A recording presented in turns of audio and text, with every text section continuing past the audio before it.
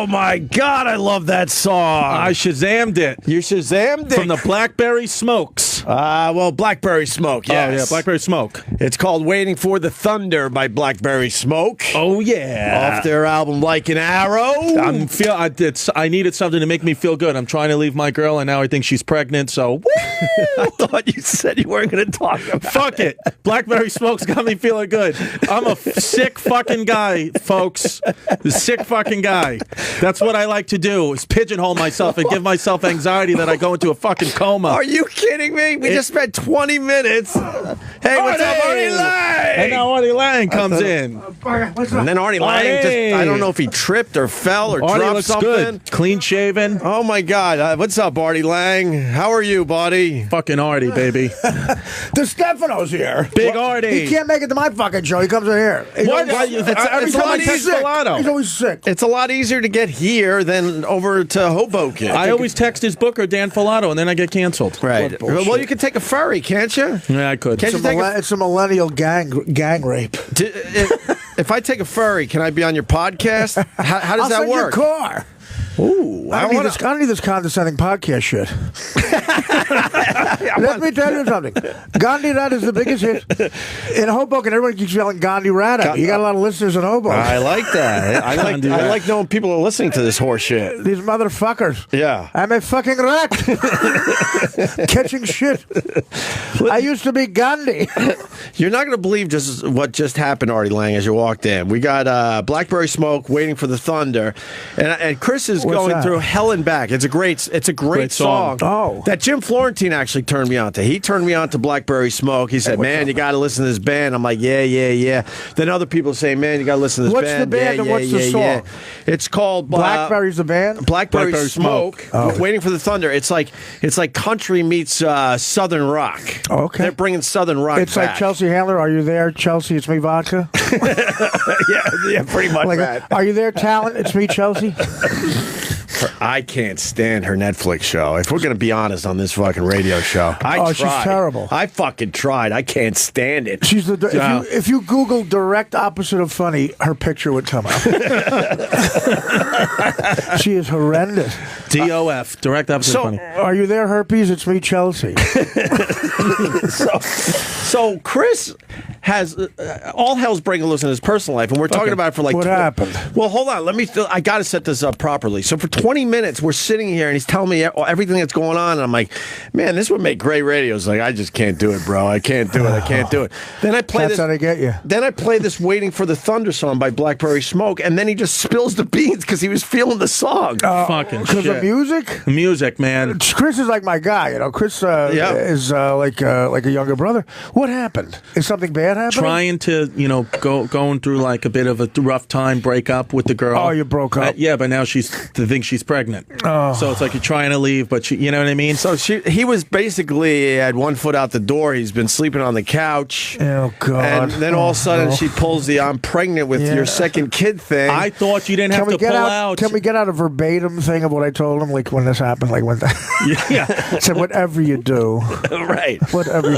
I mean, no one saw the breakup coming. Well, yeah. Well, I thought that you didn't Chris have to... would get laid if he was a plumber.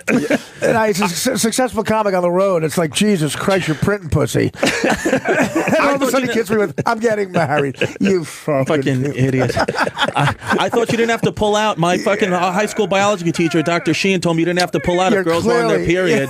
I guess it's wrong. Fuck you, Dr. Sheehan. You're not familiar with sex. Your father should have slapped you around. I know. I should have got together with that guy. I haven't even told my dad. He'll have a fucking stroke. So you were having sex with her on her period, and now she's pregnant. That's what she's claiming. I think I would have been thinking the same thing you did, that you can't really get a girl pregnant when she's on her period. That's what I thought. Don't believe women at all. That's the point. That's the fucking point. Are you sure it's your kid? It could be Aziz Ansari's. Jesus. I'm sorry, she's not a dude. Dude, no, I'm kidding. Best thing oh my God, dude. The one night when we were at the cellar, when we saw Aziz, can I say? I don't know if you even remember. Oh, no. If it's real, you could say it. Okay, so Artie's on stage, right, at the cellar. I wasn't even passed at the cellar yet, and I was just, Artie's actually the guy that got me in there. That's right. And thank you. It's been going great. You can see me there Tuesday, 4 a.m. I got him audition. His talent got him in. But you got to recommend my talent, and I can suck a dick. He's the only guy ever sponsored. Yeah, I appreciate that. And so thank you. Well, I didn't know the connection between you two. That's that's good. Artie, I opened up for him because the fucking anxiety-ridden lunatic Joe Matarese canceled a date once, opening for him at Caroline's. Joe has changed. So Louis Ferranda, the great the booker of Caroline's, filled me in, and then we started working together, and then he drove me home and started taking me on the road, and that was the first time I got ever like a real theater experience was with Artie. Louis Ferranda filled you in. Yes. Yeah, Louis Ferranda filled me in. That sentence.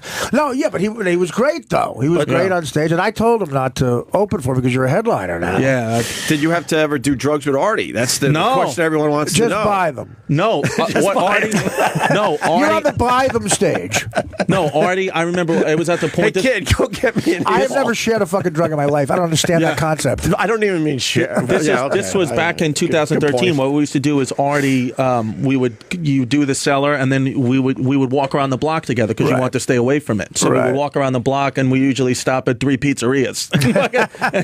just eat, something white was going to be mozzarella. I was going to So you guys would take walks around. Take walks around the block. Yeah, it was go for drives. He was a perfect comic for my stuff at that time. The guy's guy, and nice. And I tried to take him under my wing. Yeah.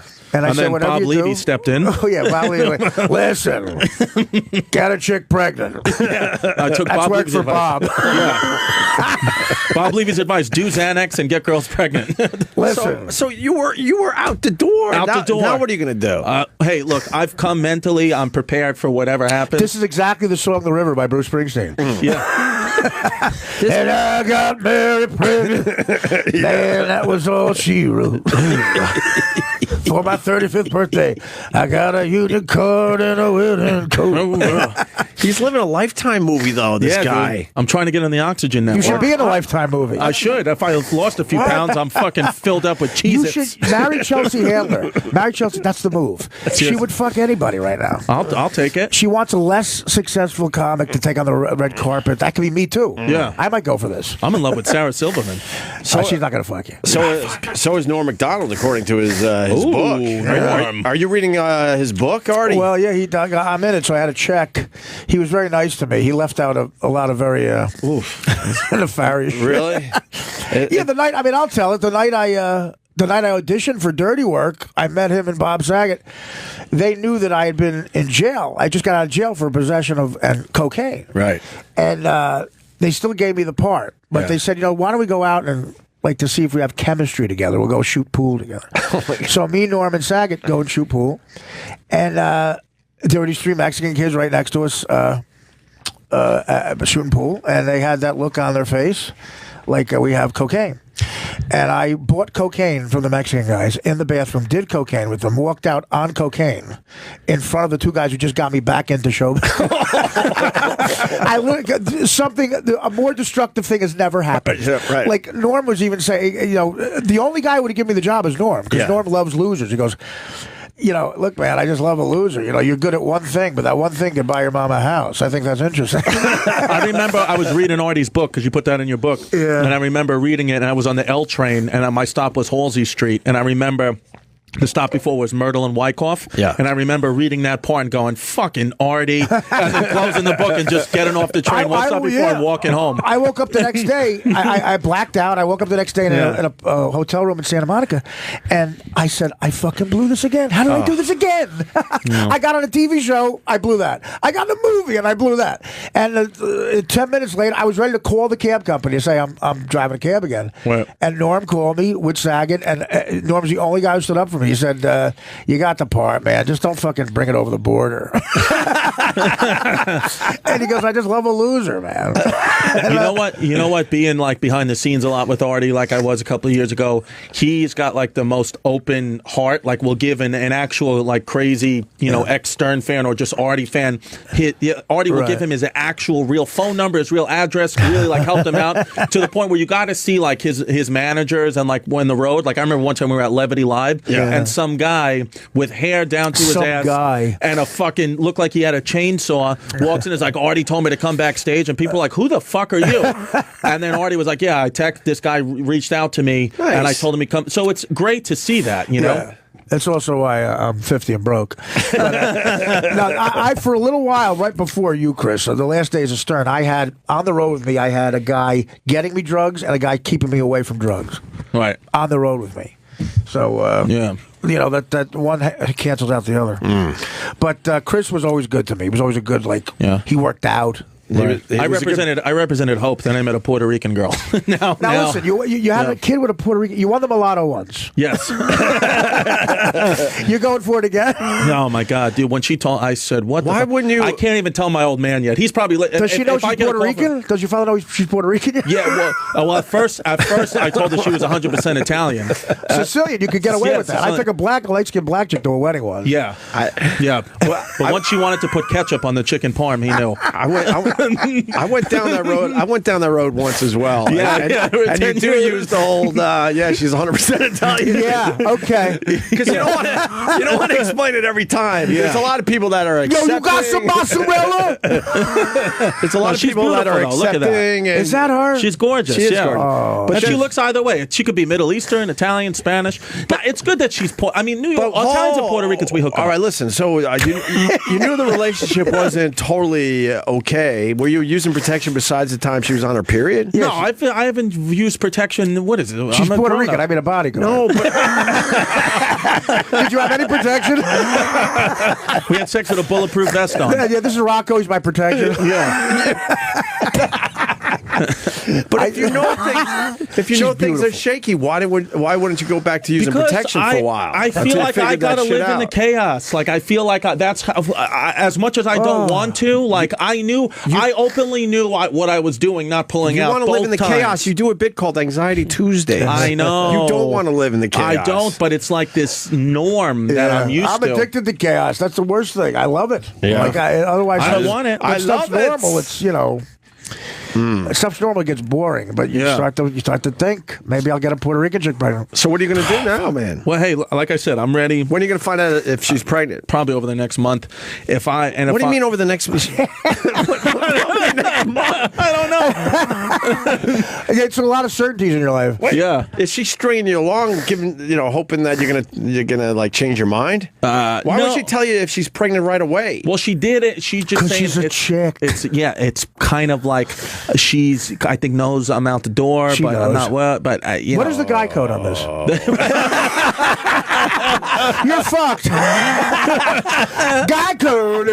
Here's the real what's TV Lady show. Marmalade? The DJ said. Lady Charlemagne. Oh, Charlemagne the God. Let's see the God. What does he have to say about Charlemagne the God? You want Dr. Steve to find out if he could even get a girl pregnant through... Yeah, Dr. Steve, you could call in. Oh, wait, so you're waiting on... Oh, she don't know for sure She doesn't know, but she's just like, I feel it. She's buying time because she knows you mean it this time. Feel it? What does she feel? I don't know, a kick. Was it Mike Tyson? Yeah. Get me the fuck out of here. Your kid's beautiful with her. No, it's beautiful. I have a beautiful family. I'm proud you didn't of them. want to talk about this on the radio. And then the Blackberry Smokes fucking lifted me up. What's the song say? I don't know. It's just waiting for the thunder. I guess that's good. I'm also so depressed. I'm at the point where I don't give a shit what happens. I'll just say anything. Let it out there. Let it out. What is the girl code on this? Jesus. So I don't know. What kind of flow was it? I thought it was heavy enough. Heavy enough where she's not pregnant. Yes. Was it like the horse of the Godfather?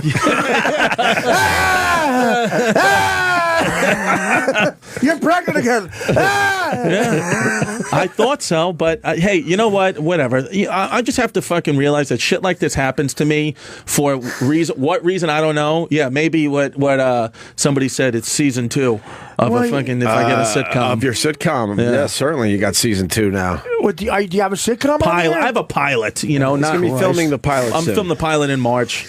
Artie's up for the dad role. Am I? I would, of course. I have to audition for it. You'll read it. You know how they are. You know how they are. Why is Horatio Sands here? You know how they are. Yeah. You mean Puerto perfect, Ricans? perfect world, it would be either Artie Lange, Nick DiPaolo, or Colin Quinn. Oh, Those would be I would perfect. have to turn it down. I can't do that anyway. I can't do a steady job. I know in advance. No, I don't want. Are you serious?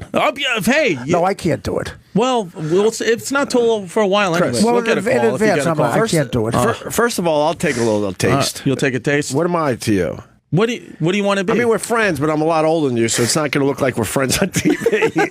The annoying neighbor. You can, Eric! you can be my stepson's father. I had to play Chris O'Donnell's best friend in a movie for 30 years. It looked like I put his cable in that morning.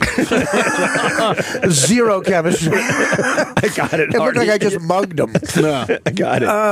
But you know what? I can't do steady work anymore. I had the best job ever. I got a regular on a Judd Apatow HBO show. I'm tired of that. I heard you did great in it. Yeah, well, one season. I don't want to do it. Fuck. Is it all filmed? It's great. It was on film. We shot it in the No, I mean, summer. is it all done? It's all done. Nice. The first season is, yeah. All right. When does it come out? February. All right. Yeah. Very cool. I got Dr. Steve. We got to find this shit out. Dr. Steve. No, yeah, please. That's so, Chris. I feel for you, man. But if she's not pregnant, just get all feet out the door. I know. You know. We love each other. I love my kid. I support everything my kid does. But I just. All right, let's talk to Dr. All right, Dr. Steve. Even Dr. Steve's saying get out. Dr. Steve, so he thinks he got his girl pregnant while she's on her period. What's the deal there? Okay, it's unlikely, but the odds are not anywhere close to zero. So think about it. Okay. All right. Sperm can live up to about 5 days hunting around for a. You might have Cromartie sperm. Yeah. That's right. Oh my god. Oh my god. You don't want that sperm. No. So you're saying my sperm can fucking 5 days? That's like a gig at Morty's in Indianapolis. There you go. Yeah, that's just So we looking get a around crackers. for an egg to fertilize. And if she, for some reason, has an early ovulation, then yeah, the two can meet up. Steve, can I tell you this? This is exactly what you said, Dr. Steve. She said that it happened. She was bleeding. Then I of course didn't pull out, and then she said she stopped bleeding. Okay. Here's the other thing. Oh shit.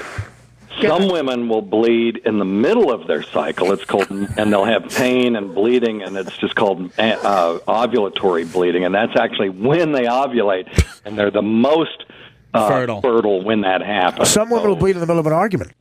Yeah. Oh boy! Honey, you're bleeding. So you're saying, Dr. Steve, that could have been because she's telling me she's been pregnant before. She's saying, Chris, I feel pregnant. Okay. Okay. So she hasn't done a pregnancy test yet. No, because I mean this. Those are hard. This was a week ago when I didn't. When this happened. All right. But Dr. Steve, she could find out if she's pregnant already, right? Yeah. Her pregnancy. So why test isn't should she be fucking positive. taking the test? All right, I'll go to CVS. She's fucking with you. She's fucking with our me. friend That's Chris what they Distefano. do. That's what they do. She Oh, knows Dr. she's, Steve. This is what I say. She knows she's not pregnant, but she also knows that you're pretty much out the door, so she's buying some time to win you back. No, she know. I think she is pregnant.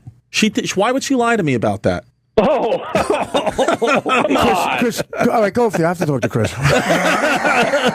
The fuck? Where did you grow up in Kansas? I think we got to end the radio show. Go get a beer. Artie will have It's some way water. past the BlackBerry song. It really is. You're talking future shit here, dude. You're gonna give birth to the Latin Kings. We moved way past BlackBerry smoke. We're now the next John Leguizamo in that. We're now into the Cures catalog. Yeah, exactly.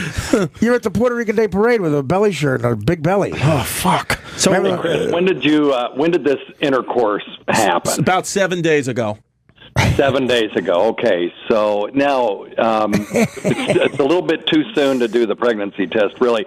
Okay. The early pregnancy test will detect pregnancy about a week after implantation, which he could have been right on the verge if she had mid-cycle bleeding. Oh, Jesus. So I'd wait another week. Wait another week. Okay. I am freaked out here. I'm freaked out. No, I'm freaked out for you because you guys had sex 7 days ago, and she's already saying, "I feel like I'm pregnant." Well, you know what What's sucks? she feeling? You know what sucks? I've been to your house and those steps are slippery. I mean, that's dangerous. I mean, just off subject. Those steps are very slippery. You should really get that taken care of. You should mop your. I know a brick guy in Newark who can help I'm you just out. saying, You should mop your floors with Crisco when you get home. And I know you have those seizures where your leg kicks out sometimes. And you have a stabbing motion, right? Don't you have those seizures where your leg kicks out in front of the slippery steps? You might want to book a cruise. Yeah, exactly. I know. And do the old pusharoo. Think how funny the kid would be. Jesus Christ. Yeah, you know, Mine's too far. that is the perfect place to kill somebody. A cruise. Yeah. The old. Anyway, rock moving home. on. All right. Well, be Steve, fine. all right. One last question. So, if they had sex 7 days ago and she's saying, I feel like I'm pregnant, is that actually possible that women will feel like they're pregnant right away? I don't know. Possible, likely. Don't sugarcoat this shit. We feel like he's being played. Yeah, it sounds like BS to me, to be honest with you. All right. Does that make you feel a little better, Chris? I guess, but I don't know. I can feel her energy, and it felt truthful. Yeah, God. Is that the gayest thing I've said this week? That's way better than doing scientific pregnancy test. No problem. All right. Well, I'll wait a week then, Dr. Well, it might Steve. not be the gayest thing. Did you say I sucked a cock this week? Yeah, to get into the comedy That would be cellar. the I only said that gay- about 10 minutes That's the ago. only gay thing. What do you think, Artie? I think I have a Puerto Rican kid, too. I have the best kind of Puerto Rican kid, one you don't know about. It's just somewhere out there. Honestly, I wouldn't trust it 7 days. I mean, come on, first of all. Second of all, yeah, there's something going on here. I think she looks at you as a catch. You have a pilot. You have an offer out to meet it for the father. Yeah. A lot of good stuff's going on. Yeah. No, I mean, so you It could feel just be a control you want out of the thing. You want out of it. You I had was your trying to, druthers. yeah. I was looking at fucking. Does she listen to this? I don't know. I don't think so. Does she know Rick I would have Dorf- gotten a text already. Does she know Rick Dorfman's your manager? Yeah. Oh, okay. Well, that's one negative. The worst manager of all time. He's probably listening. He is the worst. He's listening on JetBlue. He's not listening. Two of his clients are on the show. Why would he listen? Yeah. En route to LA. Well, yeah. If JB's not on, why did you listen? Yeah. JB Smooth. Or he's got JB. Yeah. JB's the best. He parlayed JB Smooth's hit work on Curb Your Enthusiasm to a cooking show. he's doing well on the biggest HBO show ever, and now he's doing a cooking show. He's interviewing the fourth lead of The Wire. Wow. Anything else, Dr. Steve? Nope. All right. You thanks, enjoying Steve. this? I mean, Chris wasn't even going to talk about this shit, but then the awesome. Blackberry smoke got him all fucking pumped up. That's this generation. Play Can't You See by Marshall Tucker. Will be telling us he sucked a cock in the they sound a little like Marshall Tucker when they slow it down. Do they really? Not to get serious. Did you ever hear Can't You See by Marshall Tucker? Well, can't you see? No. Oh, it's a great You'll song. tell everything. Who's Marshall Tucker? Let's just forget stop. about Let's it. just stop. You want to hear a little bit of it? Is this a guy I absolutely should know? You know the song. I mean, All right, I'm sure I know. So let's It's an see. iconic song, but it's really this gets to me with broads. Like this bullshit. you're sleeping on the couch. So on the couch. Well, tonight You're I guess sleeping I'll on the sleep in the couch. bed. And she's pregnant in the other room. Yeah. Where's your kid with her? But, Running back and forth between you and running her. back and forth. The Yeah. first kid. I forgot about the first kid. First baby, yeah. How old is she? No, well, my daughter is a year and a half. My stepson's 6. There's a stepson? Stepson. Yeah, I Oh got a whole my- dude. Yeah, oh my I had it God. fucking made. 1 bedroom, Long Island City, views of the Artie, you river. know The this. story gets crazier and crazier. Artie, he went on a date with her, and fast I forward a remember that, week, yeah. he had an instant family. Like You told me, yeah. she got pregnant, like supposedly from the first date. I First could date. not believe that when you told me that. I know, it's crazy. Wow. So you know It's the crazy. story. Yeah, no, it's. She that seems- was quick. she's- What happened? Like, I don't know. yeah. I really, dude. As soon as I told my I dad don't even know that, what to say.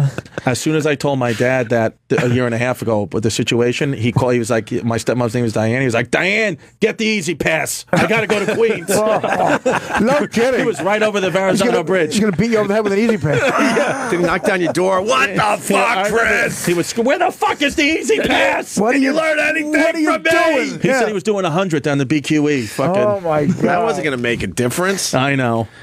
Steve, you Too good? late. Say what? You good? Yeah, I'm good. Hey. All right. I just want to hang up on you. No, I know. Thank you.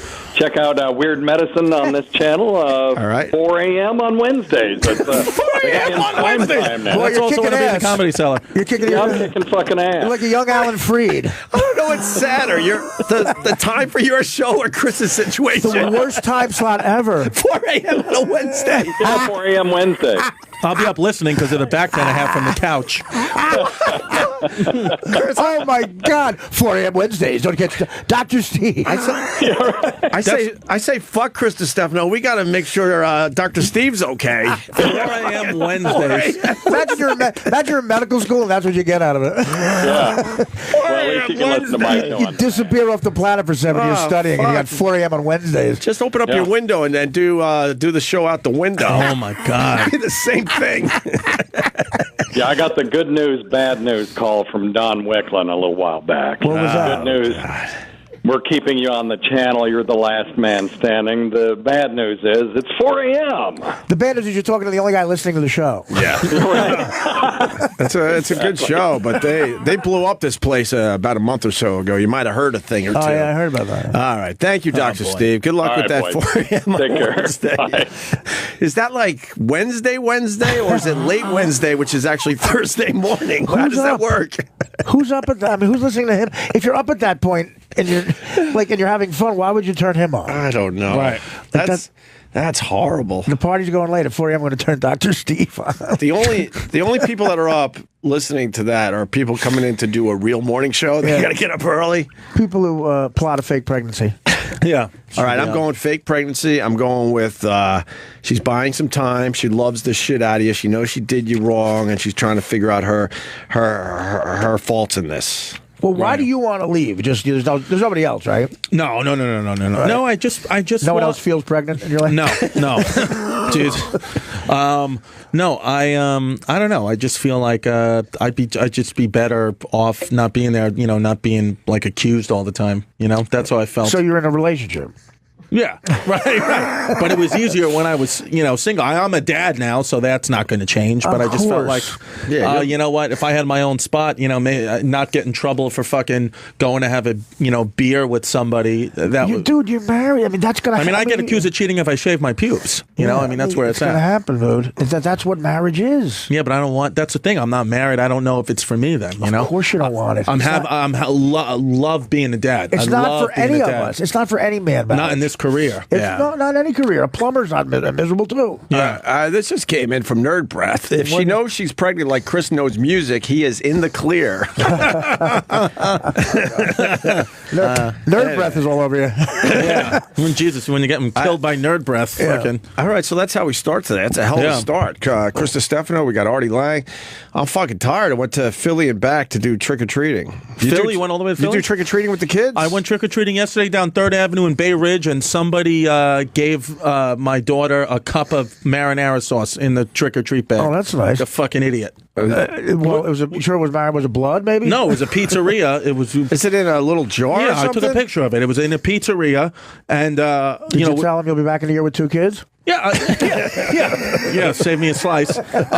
Maybe. And I thought, what the fuck? And then somebody gave every other restaurant's giving fucking candy, and then they gave me this. They actually gave you the extra sauce. They gave me an extra cup. sauce in the bag, and I was like, "What? If you don't have candy, what the fuck is my 2-year-old kid going to do with sauce?" Right? I went up and down. I live in an apartment building, so I have all the doors are like they line. They put the candy out for the kids. Yeah. My blood sugar was low. I just kept taking it. I stole Reese's Pieces. I emptied every bucket. Got to go Kit Kat, Reese's. I've lived there 15 years. I had 2 trick-or-treaters. That's it? The entire, I mean, I don't answer the door. Well, that's why I had to go to Philly, because in my building, the kids go up and down the floors. They don't even go outside to trick or It's treat. so fucking sad, yeah. That sucks. In Philly, it's old school. It's the houses are all close together. There's cul-de-sacs and dead ends and all this shit, and everyone comes out. So you drove there trick or treating, drove right back. I stayed for a few hours and then came back. I'm pretty I went tired trick-or-treating right now. in Philly once, and somebody gave me Allen Iverson instead of candy.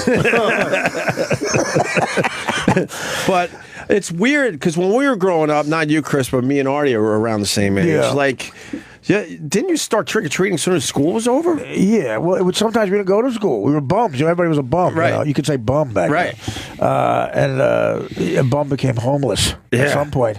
And sometimes you wouldn't go to school. And we would, that was always a time for fireworks, too. We'd go to Canal Street and buy M80s for $4 and sell them for $6. And For Halloween. yeah, Halloween was always about M80s instead of candy. Blockbusters. Isn't that supposed to be for the 4th of July? Yeah, but you could buy them all. Yeah. And stuff is so politically correct with fireworks. Right. You got to buy African American chasers. They don't work as good. No. And nobody throws eggs anymore. Nobody throws batteries. No Nobody toilet does any of paper. that. Nobody throws any of that my shit. question is this, we started when the sun was up. Down there in Philly, it was like nothing was going on, and then as soon as that it got dark, then everyone comes out of their houses for a quick 2 hours, and then by 8:30 everyone was in their houses, lights off. It's all and pretty much supervised. pulled all their Halloween shit back into the house. Yeah, it's quick, man. In and out. But we stayed up. I felt like we stayed up. I don't know, to midnight or something, just fooling around and just being. Yeah, because then the stupid. older kids steal your candy. Right. Yeah. And they got to look for razor blades till 2 in the morning and your candy. Yeah. People gave apples. Those assholes who gave apples. Nobody gives anything homemade anymore. It's all no. You won't. People won't even take it. Parents won't take it. If you try to put anything homemade in the kids' bags, Nice little take it back. cookie, a nice little chocolate chip. We don't cookie want or it. We something. want shit wrappers. Well, and also the politically correct costumes now. You can't offend, like you can't wear a sombrero. Right. You can't wear anything that's ethnic. Right. You can't wear any of that Indian, nothing. Indian stuff. Not at all. Yeah. Irish stuff. You can't have a shillelagh. Well, then Why? what the hell can you wear? I tried to get Nothing. because Bay Ridge is like an old school like Italian neighborhood. And I tried to get a fucking picture of it, but my phone was dead. Some guy was walking around. I don't know if somebody saw it. If anyone lives out there, some guy, because like Rudy Giuliani used to persecute the mob a lot. So Prosecute. So persecute. Yeah, prosecute the mob. Sorry. That was a Brooklyn moment. That kid is going to be so Puerto Rican. Yeah. Yeah, why you persecuting the mob? What's up, Giuliani? You persecuting the mafia? Fucked up. You gonna put us in A little bit. in persecution? Oh shit. I'm sorry. I'm not thinking My clearly. father's Chris Distefano. You know him from MTV3? You know his ass. You know his ass. He's got 18 kids. He killed himself back in 2017. Fast forward, you're going to be on your 6th kid and still thinking about leaving. Yeah. I know. It's fucking crazy. He's raising Nick Holy Kroll's kids. fuck. Man. Fuck. Anyway, what were you Giuliani. saying? Oh, Giuliani. Yeah. He used to prosecute the mob, and so he was. I guess with all like his shit and face now with Trump and all that. Somebody had this costume dressed like him. They had the glasses, and on the back it said Giuliani, and he had like makeup like with a bullet coming through his head, and it was like John Gotti, never forget. Wow. I was like, holy shit. Wait, that was an actual costume you saw? Yeah. So it's, but I couldn't fucking get a Brilliant. picture. Yeah, it was like mafia. I That's don't know if offensive. it had anything to do with God. But I had to see, just use That's the last time he'll persecute somebody. Yeah. But Halloween was meant to, get the offensive costumes out Well, yeah, there. the whole thing is satanic. It's a satanic holiday. Right. Yeah. It's all about the devil, and then if you have a bad costume, they want to persecute you. Yeah, they want to. Well, I used to go before. I used to wanna go prosecute you. My costume was really offensive. If it was nowadays, it'd be offensive. I used to go as a raping Mexican. Well, Hillary Trump ruined that. Yeah, he sure did. Hillary Duff is the one that's saying sorry. What? Why? She dressed as a pilgrim, and her What's wrong with that? and her boyfriend was an Indian, a Native American. She's a hot pilgrim. What's the problem? She had to apologize for that. Why? She looks adorable. Oh, because the pilgrims were really I'm dark. so sorry to people I offended with my costume. It was not properly thought through, and I'm truly, from the bottom of my heart, That's sorry. offensive. How about her second album? She didn't apologize for that. What was offensive about I think that? the apology is offensive. I think most normal thinking people understand it's Halloween. And I that think she what it doesn't- is that the pilgrims might have not been white or something. Like they argue that they're not white people. Right. They were probably She got a lot of plastic surgery. Or Though. that's Jesus. Yeah. She looks good though. Who's her husband in the? Looks like Matthew McConaughey. it does. Like a younger Matthew McConaughey. In an Indian suit. What else about this story, Paul? Her boyfriend, trainer Jason Walsh. Oh, he's a trainer. Oh, great. Oh, what a dick. Work on those abs, Hill. What are you doing this weekend? You're looking great, Hill. Just because he's a trainer, he's a dick. What a dickhead. You could just tell him, like, yeah, work on your enclosure. We got a trainer in our gym. when he's not training people, he works out and he just screams easy the whole time. Easy. Easy. As When he's I, lifting ridiculous weight, and he'll just be screaming easy across the gym. When I was trying to get off heroin, true story, a trainer knew my problem, and he said to me, he saw that I was like sweating in the middle of, this isn't my stand-up act, but it was so funny. It's a true story. In the middle of my act, of the training, he saw me sweating, and he goes, "What's the matter?" And I said, "Well, I can't stop thinking about heroin." And he said to me, "Have you tried running?" And I said, "No, what are you talking about?" he said, "I guarantee you a runner's high is just as good as a heroin high." And I said, "Have you tried heroin?" And he said, "Of course not." I said, "Well, you're not qualified to be in this conversation." I said, "I guarantee you." I said, "Why don't you do me a favor? I've done both. I've run and I've tried heroin." Yeah. I said, "Please try heroin and let me know how you feel." And then we'll get back together and we'll discuss this. He never did. Yeah, but I guarantee you'll like it better. I mean, to go serious for a slight second when I'm feeling down and out, like working out, I don't know, it releases those endorphins. Endorphins, yeah. Endorphins. Try some heroin. Yeah. And then I feel all right. Yeah. Yeah, I remember that when running did it for you. I remember when a lot of things were. Yeah. You know, that's the thing. Stuff loses its fun, its joy. And then you got to find the next thing. Well, like even baseball. I got these Cub fans. I'm envious of them. I haven't felt that way about baseball. I got that out of I'm a Yankee fan. Yeah. I got that out of my system when I was 14. Right. Winning the World Series. What do you think? Who wins this thing? Cleveland. They got to win 2 in a row in Cleveland. And you're not going to be Kluber. I mean, I those guys are amazing. The pitchers are unbelievable in Cleveland. Yeah. The ball moves in ways on television you can't. It's unreal. Andrew Miller. I mean, once he comes in, that's it. It's over.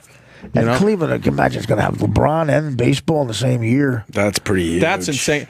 Cleveland is one of those. They say, "Oh, sports doesn't matter." Cleveland is a city where sports does matter. I lived in Buffalo. When you go to those smaller cities, they're both. Sports is everything. Yeah. It's either shovel snow, or go to the Sabres game. Right. Cleveland had one of the lowest crime rates of the.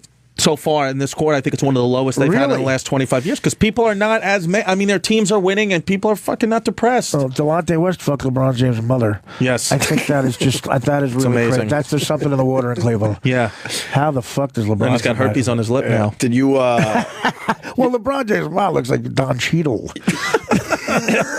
If he got stung by bees. You guys see how cruel the coverage is of the World Series, where they're showing the old people in their full Cubs. Oh my God, Cubs gear. And the ones that were at the last win 108 years ago. And they're holding on for dear life, thinking they might see it before they die. They can't wait to get the oldest person in the park and show them on TV. Yeah, and then they're going to lose. You got 200-year-olds and John Cusack. Yeah, and Bill Murray. Oh yeah, I know Bill Murray saying if they lose, that's going to be rough there, man. They put all their eggs in this basket. Well, they'll be back there though. But Chicago's got a whole bunch of championships. Yeah, it's not like baseball. Bunch. That's a baseball town, man. The Cubs, right? That's a Cub town. Like the White Sox won in, I believe, 2005 or 2000. I think it was 2005. 05, yeah. And like nobody gave a fuck. You don't even hear about it. It's a championship for the city, though. Yeah. Oh yeah. But Jordan, basketball. The Bears won once. But yeah, Cleveland. They, I mean, to have no championship since the '40s, and now potentially. What do you want, Cleveland or the Cubs? I would like to see. I really don't care, but I still would like to see the Cubs. Yeah, either way, it's happy. I mean, LeBron James is responsible for like 50 restaurants being open. That's like one guy, right? And if they get both, man. Yeah. That city's rocking, but nothing's going to bring that downtown Cleveland. Did we ever play Cleveland together? No, I've played downtown Cleveland. Cleveland is scary. Oh, it's bad. There's that one block. Bad for them. Yeah. No, the one block is it's nice. Come back to life. I think they've added a second block. Matter of fact, it's going so well. Yeah, like where the VAR. Well, I remember I did. I was doing Hilarities down there, great comedy club, and then right up the street was the House of Blues, and Hanson was playing. So I didn't. They were like, "Oh, you don't have any tickets sold because Hanson sold out." I'm like, we share fans now? You got the same fans as Hanson? Did you ever hear Mbop live? Yo, I actually went. The Sunday show got canceled, and I went and watched them. That's great. They were awesome. Your second kid's going to be a huge Hanson fan. Well, probably will be. That and fucking Daddy Yankee. If he exists. We'll see. We'll see. I don't think she's pregnant. Oops. I'm telling you. Let's work it out with her right now on the phone. Could you imagine? She would curse everybody out here. She would tell you all to go fuck yourself. Oh, yeah. And how many languages? Yeah. Oh my. How many languages can she curse in? She can curse a few. She speaks. I mean, there's times when she speaks open Spanish to her mother right in front of me. I have no idea. What You know that? That's not good. Open. I had that with drug dealers. They would talk right in front of me, and I'm like, "Oh, guys, what's going on here?" I learned a little Spanish buying coke in the Bronx for 10 years. I know 2 sentences. Yeah. How much for an 8-ball, and was this ever in your ass? El cuadro en el boco. El cuadro en el boco. Is that real? Yeah. And they go, no. This loco. This loco. Did your girlfriend shit this out, Juan? Oh, my girlfriend might be pregnant. She's dating Crystal Stefano. All right, we're helping you out. We got a guy that knows a little bit about the Puerto Rican this will be girls. help. This will be help. They are dying to meet you. Yeah. Rob in Georgia, go ahead. Hey, Robbie. Hey, how's it going, guys? Hey, man. So, Chris and I have a bit of a parallel here. I was dating a girl that was the makeup artist of the Playboy Mansion. She was Puerto Rican. And I see no parallel. What's that? How was that a parallel? Well, I mean, so she used to tell me all the time, oh, yeah, we can talk, baby, we can talk. I'm on my period. And I always used to pull out. And the one fucking time I took her word for it, she called me 3 weeks later, baby, I'm pregnant. Was she really pregnant? She was. Oh, so you have a kid now with her? Oh, shit. No. She wanted to have a kid, and I'm like, no, I'm too fucking old for this shit. You need to end this. You either end it or I'm going to end it. And she Whoa, how would you end it? How would you? What? What? Holy shit. You were kidding about the slippery steps. Jesus. Yeah, I know. First of all, what do you do? How are you ending it? Yeah, how are you going to end it? You book a plane ticket, you buy an RU-42 pill, and you force feed it to her. Of course. How dumb of us to ask. Yes, yeah. First of all, the kid it was probably Pauly Shore's kid. Yeah. But you know what? I always believed that fable that you can't knock a girl up when they're on their period, and I proved myself wrong. And was she bleeding? When you were having sex? Yeah, dude, it was full-on crime scene sex. Right, and she got pregnant. Fuck yeah. Wait, let me ask you one thing here, boys. Maybe she held some sperm around for the. That's why she froze sperm for the her last boyfriend. No, that shit for the perfect time. That shit dies pretty quick once it's outside of you. I don't know. There's horror stories out there. We got a guy on this show that actually took his sperm with him. Who? Eric Nagel used to take the sperm with him. Wow. Really? For what? E-Rock? Oh, yeah, but E-Rock had it tucked in his ass. He's not E-Rock. Is he even listening? No, to the he's show? not even fucking listening. Look at this. Are we that boring? Jesus, he's got no headphones on. Who you are, manager? Yeah, Mr. Dorfman. Look at this. You know what? No headphones on. If you guys want horror stories, I'll take horror stories. Well, so you take the sperm because you were afraid the girl was going to rip you over, like have a kid with it? Yeah. We heard that you used to take your sperm with you. Take your sperm We're back with on you. that subject there, Eric. Yes. We've traveled this road many times. Yeah, so I would never trust anybody. Even well, what did you, I mean, no offense, but what do you think she was dying to have a kid with you or something? Well, why would she want to do that? I don't know. I just was always paranoid. What do you mean would take it with you? Like you wouldn't flush a condom? Nope. I would either pretend to throw it out, or you wouldn't flush it. I would I would flush it, but if I was in a place where I couldn't, I would never leave it there. I would take it with me. Were you in an igloo? Or you were in a place with no indoor plumbing? He was in a fort. If I was in a place where I couldn't flush something. Were you banging Amish girls? Like a college dorm or something like that? We had a Surrey. What I don't understand. So you would tie up the condom, take it with you? I would tie it up, take it with me. I'd put it in that little... Why don't you tie up the girl and take it with you? Yeah. Give her our fucking 42 pill. I'd make use of that little change pocket that nobody uses. Throw it in there. Oh, that's good. And then throw it out on the side of the highway. Just a sticky fucking rubber right in that pocket. Yeah. That's why the Gap made those pockets. That's disgusting. Isn't that amazing? He would take it with him. I mean, look, it's smart. I mean, you got no kids, right, E-Rock? No kids. There you go. Chris, you're a good-looking kid. I think you got to be a little more careful with your sperm. I think I don't have enough confidence in myself and I don't believe that anyone's out to get me, but I think that's not true. You should have a little less confidence, E-Rock, here. I think you're fine. I hope I get to live long enough to see your 8th kid. Oh, my God. I think Chris is going to have a lot of kids. I don't think his wife's going to live long enough. Yeah. Oh my God, that's Jesus. terrible. That's Well, we'll be either way. Either way, it'll be fine. how's the couch? The couch is not comfortable. I got to be honest. I've had a fucking knot in my back. Why is it like why can't like a couple share the couch? Why is it always the guy that has to hit the couch? You're not kidding. You bought the couch, didn't I you? know. But why can't like She's the mother of my kid. I don't want her fucking. I don't want her to how sleep about on the on couch. odd days she gets the couch? No, I don't mind sleeping on the couch. I can watch TV. I watch Sports Center. I watch. She's the mother of one kid so far. Yeah. That's not a big deal. Ugh, I know. Tell her I should have just went and slept at my dad's house. I'm being Tell an her idiot. you need a break from the couch. You need one day in the bed. Yeah, really. I mean, Well, yeah, and then fucking so she'll what is get her end pregnant game? Though? again. She knows you want out. What is her end game here? She thinks she's going to save the marriage. The end game is to trap Mr. Distefano. Yeah, but I don't know. I really don't know. I love her. It's Waiting for the thunder. you don't love her. You love the idea of her. I know. I got news for you. You don't love your kid either. You'll find that out soon. We're here for like 72 years. The world's 1 billion years old. We're here for like a weekend. What the fuck are you doing? I know. That's true. When you think about the scope of us, that's insane. Look what Kamari on the Jets is doing. He's a man. He's spreading his seed. Yes. How many is he up to? Genghis Got Khan. like 17 kids with 14 women. Dwight Howard too. 9 kids, 9 women. I think. Dwight's Howard's sick. Dwight's 9 for 9. Dwight's even sicker than Cromartie I because didn't know it was Dwight's that younger. bad. Well, Cromartie had his last kid with a vasectomy. Yeah, He got a vasectomy and had a kid. How many is he up to? For Cromartie? real? Yeah.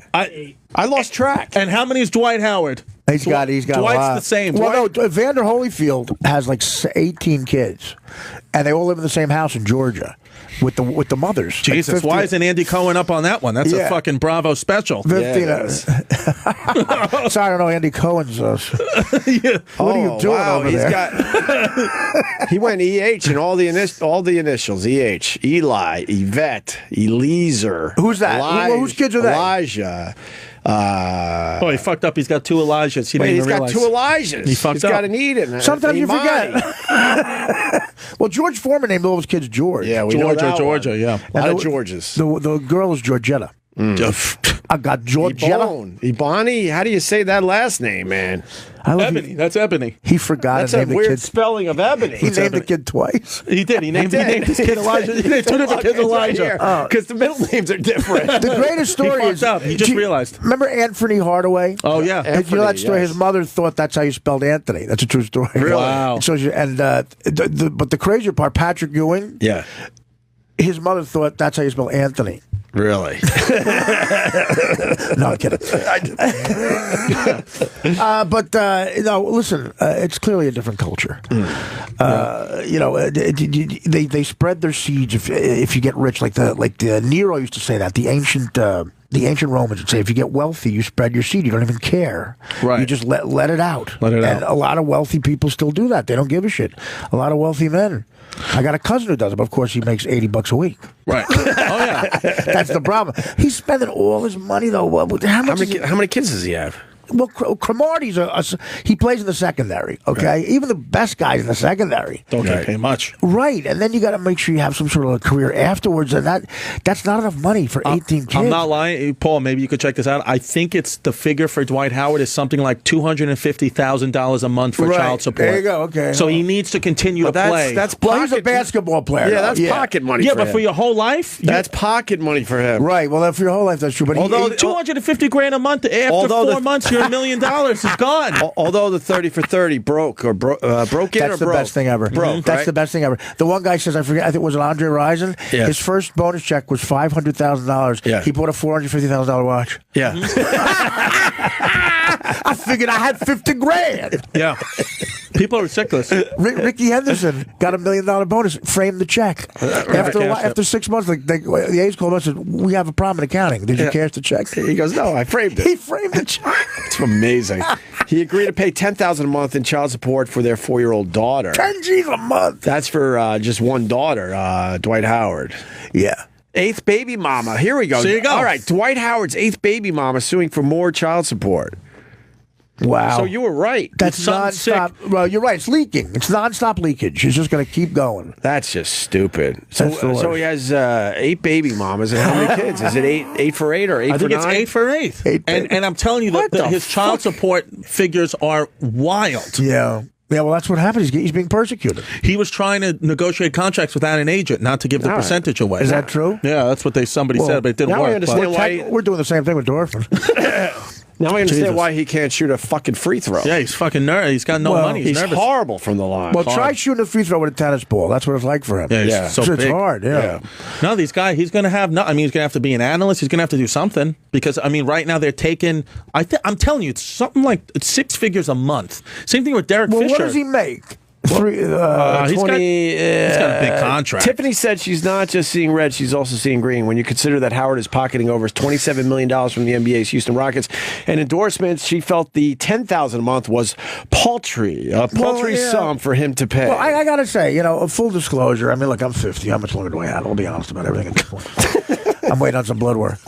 But for 4 years in a row, at the height of when I was on Stern doing stand-up and everything, book deals, I made just under about $4 million a year for 4 straight years. Okay, Jesus. And I had every vice on the planet. I was doing everything, like strippers, coke, fucking heroin, booze, bad women, whores, gambling, a bad gambling problem. I was not good at gambling, and I never ran out of money. Never. I mean, that's these people with $100 million. What are they doing? How did Allen Iverson lose $150? Is he giving all of his high school friends $10 million? Right. I don't know how that's possible. I never ran out of money. I'm a horrible businessman. Right. Chris will tell you. I don't give a shit. Get another bottle of champagne, honey. Honey. Did you ever figure out how much money you lost on your addiction?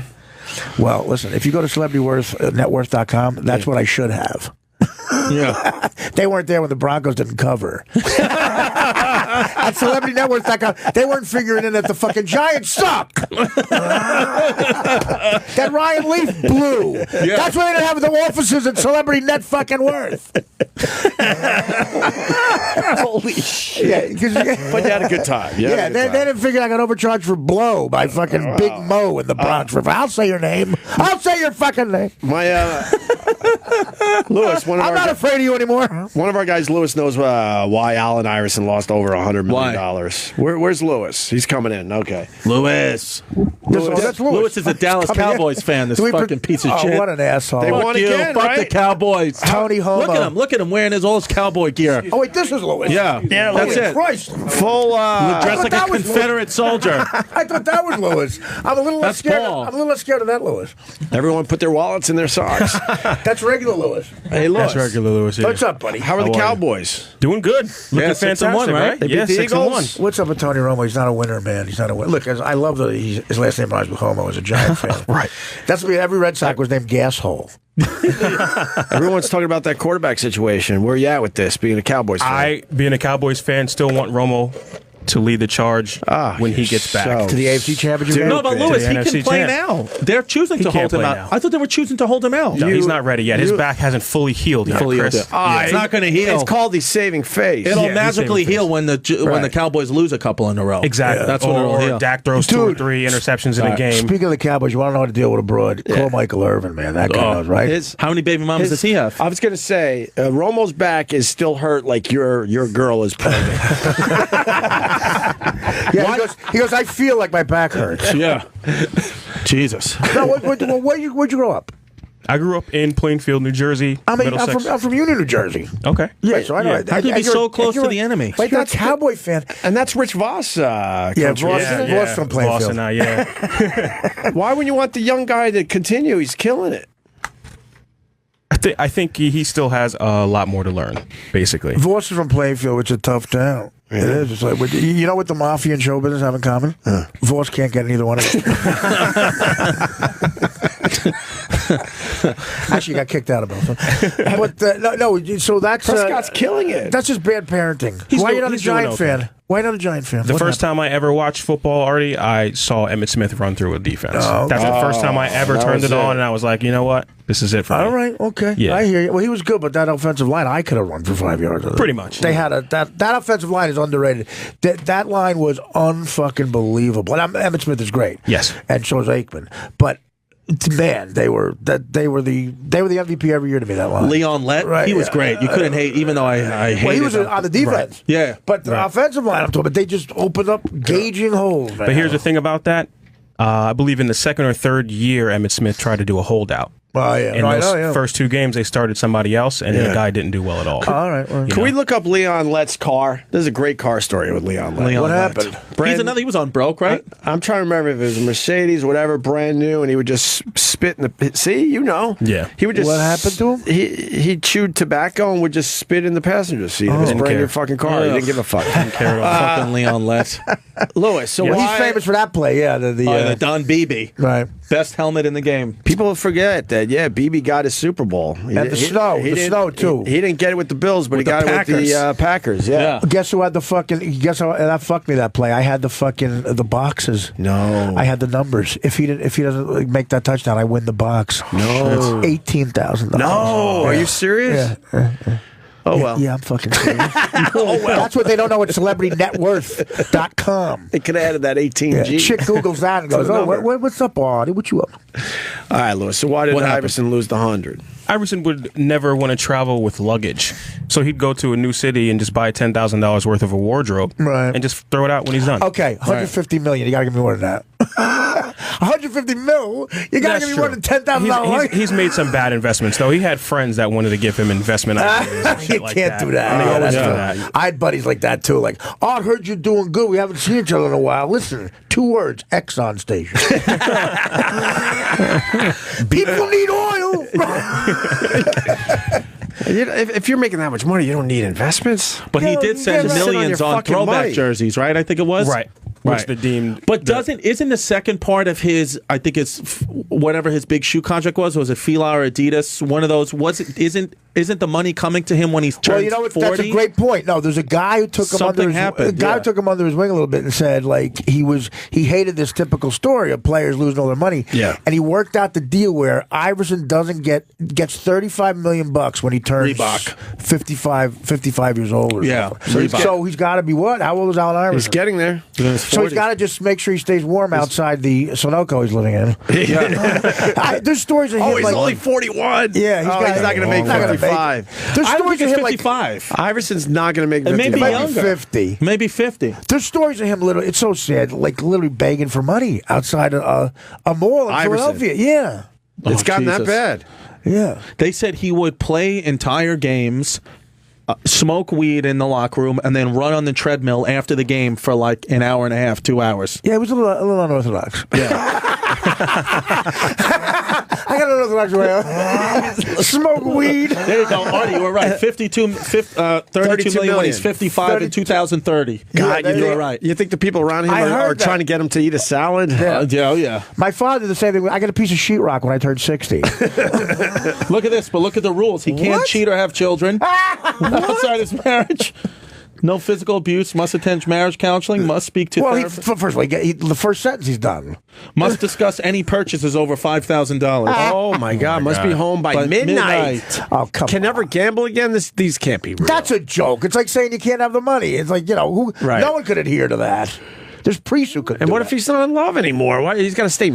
Yeah, maybe he's not in love. Look at that next. Look at this last sentence. As I'm sure you already guessed it, Iverson failed to live up to these terms, and Tawana refiled the divorce petition. No tattooing your. But isn't it in her best interest to keep her mouth shut? No tattooing. If there's 55 million, 32 million coming. Well, he's going to get 16 million when he turns 55 now. Number 6 is really ridiculous. No one can adhere. No, you can't tattoo your girlfriend on your neck. Who can adhere to that? You can't get any more tattoos. All right. You can't take out a drug dealer's teeth. Yeah. That's terrible. Oh, look at that. Look at how beautiful his first wife was, too. Look, he really had some beautiful girls. And they married them. Look at her. Stunning. Yeah, she's gorgeous. I mean, he could have any girl he wanted, though, at his peak, Iverson. I mean, he was like any girl. He was like the heartthrob of the NBA. Unless Michael Jordan wanted them. Oh, yeah. MJ. He was ridiculous. Everybody talks about that. I wonder who got more pussy. Jordan or Iverson? Well, I heard that Jordan was married all the time to protect his investments. Like, if he fucked a chick, the Nation of Islam would threaten her. Really? You had to sign something. Like, if you tell anybody, we'll kill you. Wow. Which is, I think that's not fair. Better than a gift basket. That's romantic. That's romantic. It's better than Jeter. It's better than Jeter's gift basket. Yeah. What was in that gift basket? Like a Bernie Williams jazz CD? Yeah. Well, the reason why he got blown up is because he fucked the same girl like 3 years apart, and she got the same gift basket. So she got pissed. You got to mix it up a little. Yeah. Come on. Can't all have gift cards to Target and fucking almonds. Another Joe Torre signed mozzarella? Come on. Isn't that insulting to give a gift? I think that's the whole point. To keep them up. A gift basket on their way out. There's a comic who we all know who told the story at the Comedy Cellar one night, who partied with him. Famous guy. Yeah. And he went to clubs with him. And they went back to Jeter's apartment, just him and Jeter and like 7 women. And this is a famous guy. And he was sitting on the couch, this guy, and not one girl, they all ignored him. There was a line outside Jeter's bedroom, he said. It was like they formed a line. Oh, my God. They queued up. Oh, my God. They were like doing their makeup, and he's on the couch going, I mean, you know, what the hell? Because I did a movie in Germany with Cuba Gooding Jr., and he was married at the time, so he wasn't fooling around. And we would go to the club on the Rhine River in Germany, and he would step on like a pussy landmine and hope he get hit with some shrapnel. The 2 hottest chicks I ever fucked in my life were Germans that Cuba Gooding could have fucked. So in other words, that happened. He stepped on a pussy landmine. Yeah. And this guy was trying to get hit with shrapnel. He was diving in front of it. Eventually, the guy got up. Like he said, I took some food out of the refrigerator. I was like, fuck him. I left. That was it? Didn't see him again for 5 months. I think there was a line outside his bedroom. I think for the record, we got to say, we're not sure if this actually happened. I believe Jeter wasn't married. Artie, but Jeter wasn't married. No, he was single. I just got to throw that shit out and there. that's why he never. I mean, what were the tabloids going to get him for when he's single banging girls? It's funny when you hear who the comic was. It's funnier. Yeah, Kevin Meaney. No, that really makes it. Louis Anderson. All right, we got to take a break. I wear big pants, people. Oh, great set. That guy, Kevin Meaney is Kevin fucking missed. Artie Lange in studio. He's got that great podcast. What else, Artie? Tonight I'm to Caroline's for the Mitch Hedberg tribute. Nice. Mitch was a friend of mine, and we're all telling some stories about him because they found some lost tapes of his, and Comedy Central Records is. So tonight at 9:30. I don't know if it's sold out, but if you're around, go to Caroline's. I'll be there at 9:30 tonight. I met him the night he died. You did? The night he died, I went to Caroline's and saw one of his, I guess it was his last set, unless I'm off a day. Yeah. And I went back to the dressing room. We hugged. He knew about the show. I was like, you got to come on, man. I fucking love you. And he was such a nice guy that, you know, the hour I spent with him, and he gave me a big hug, and the next day he was dead. Where did he die? In a hotel in the city? He died in his Winnebago. He had a big trailer that he took with his wife around traveling the country. Right. And he was in bad shape. He was awesome. He was hilarious too. Yes, so fucking. So his wife Lynn Shawcroft is also a great comic. She found these tapes and they're putting them out again. Right, Comedy Central Records. So that's a benefit tonight. And you're going to be there tonight at Caroline's. And Crashing on HBO starts Judd Apatow's new show. It premieres after Girls on February something. Right. On HBO. Sweet. And how do they get the podcast? We'll send the link out on our stuff. Just Artie Quitter? ArtieQuitter.com. Yeah. All right. Chris Distefano. Nothing. I'm doing Zumba tomorrow. You better step it up a little. Yeah, I'm taking donations. You got some bills to pay. My 8th kid. No, ChrisDComedy.com, I guess. Oh God! Come on, buddy. I am dizzy by the turn of events with you. I'm seriously fucking taking classes tomorrow at Badass Academy in Bay Ridge. If anybody wants to come. This is the first time I've ever been in a room where some people are not going, "Oh, Artie, what the fuck?" It's you. It's me, Chris. What the fuck? I'll tell you what he just did. Yeah. He just promoted his wife's gig. What does she do? She's a fitness Zumba instructor at Badass Academy. All right, let's just stop it. You're promoting her gig. You're dating a Zumba instructor? You just plugged your wife, who's a Zumba instructor. Why are you plugging your wife's gig? I'm calling your father right now. Yeah, he probably already knows. Should we get him on the phone? I guarantee you, if he's listening to the show, I guarantee he ripped out his dialysis. He's on the ferry. My father would still be punching me in the face. Yeah. Nah, I got fucking... Did you really just promote her gig? I don't fucking know. Oh my God. I think the times have changed. He's sleeping on the couch. He has one foot out the door and he's promoting her gig. See how comedy's changed? You think Sam Kinison would have plugged us? Yeah. Good luck in your Zumba. How about a real plug? What do you mean? I'm going to L.A. for 2 weeks next week. Did she have a door deal? Can I walk in? I'm here for the Zumba. I got nothing. Well, first of all, she feels pregnant. She's teaching the Zumba class. Hey, it's maybe good for me. Yeah, tell her to teach 2 tonight. Hey, honey, how about a 3rd Zumba? Right. Work on the core. I see they're looking for an instructor for the CrossFit. Yes. This has gone to that. Fuck that bitch. I don't know. I just, if you have don't have a 3rd kid. No. I'll tell you what I said after the first one. Don't have a second. I'll tell you now. Don't have a 3rd kid. I know. What if it's triplets? Jesus. Oh, you got to get someone to sponsor them. I know. Like the Christian Child's Fund. I gotta get something. Who are we calling next? Are we calling her or your father? No, I don't know. Call Planned Parenthood. Yeah. Let's call them. That's what you're fucking calling. They sold out Cleveland. There you go, When I was there, 2015. You'll never forget it. Yeah, I had 8 people a show. I got paid in pizza. One of the Hanson kids has a lot of kids, I believe. Does he really? He's happily married? I believe so. Well, he's got yeah, Bop royalties. I think he, right? He's one of those children of God. He married young. He's very religious and has a huge family. All right. How huge is his family? I think like 4 or 5 kids. I'm one of 7. Are you really? And my mom openly would say that she didn't want all us kids. I was first out. Well, first out with that marriage. I got a half sister from my dad's first marriage, but she would tell anyone that would listen, she didn't want all these goddamn kids. For a while, I was the only child. I was only child. My mother said the same thing. there it is. Who wants this kid? She would blame the church. It was the goddamn church. Well, you can't use condoms. You can't use protection, right? That's against the Bible. I think it's against their religion. I love there's 2 groups of people that don't use condoms: Christians and defensive backs. Point guards and Christians. Isn't it easy to figure out, right, Chris? Yeah. Yes. Wow, man. Either way, I'll be all right. I love one of the Hanson brothers just would be a rebel and not be Christian. I know. Well, one of the Jonas brothers fucking acted out too. What'd he do? I don't know. He just fucking What did he do? said, Not shave for one day? I think he had sex. They were all supposed to be virgins, and then one of them fucked. The Hanson brothers have 11 kids between them. They have 11 kids. Yeah, they don't wear condoms. What the fuck? You're not all allowed, married, You're not though? allowed to. I'm sure they're all married. I told you about the guy in L.A. County Jail told me how to make a pussy out of toilet paper. Yeah. They should be doing that. They should be doing that move. Yeah. You will never go back to regular pussy. It don't bitch. It don't complain. It don't spend your money. Yeah. It don't fuck your best friend.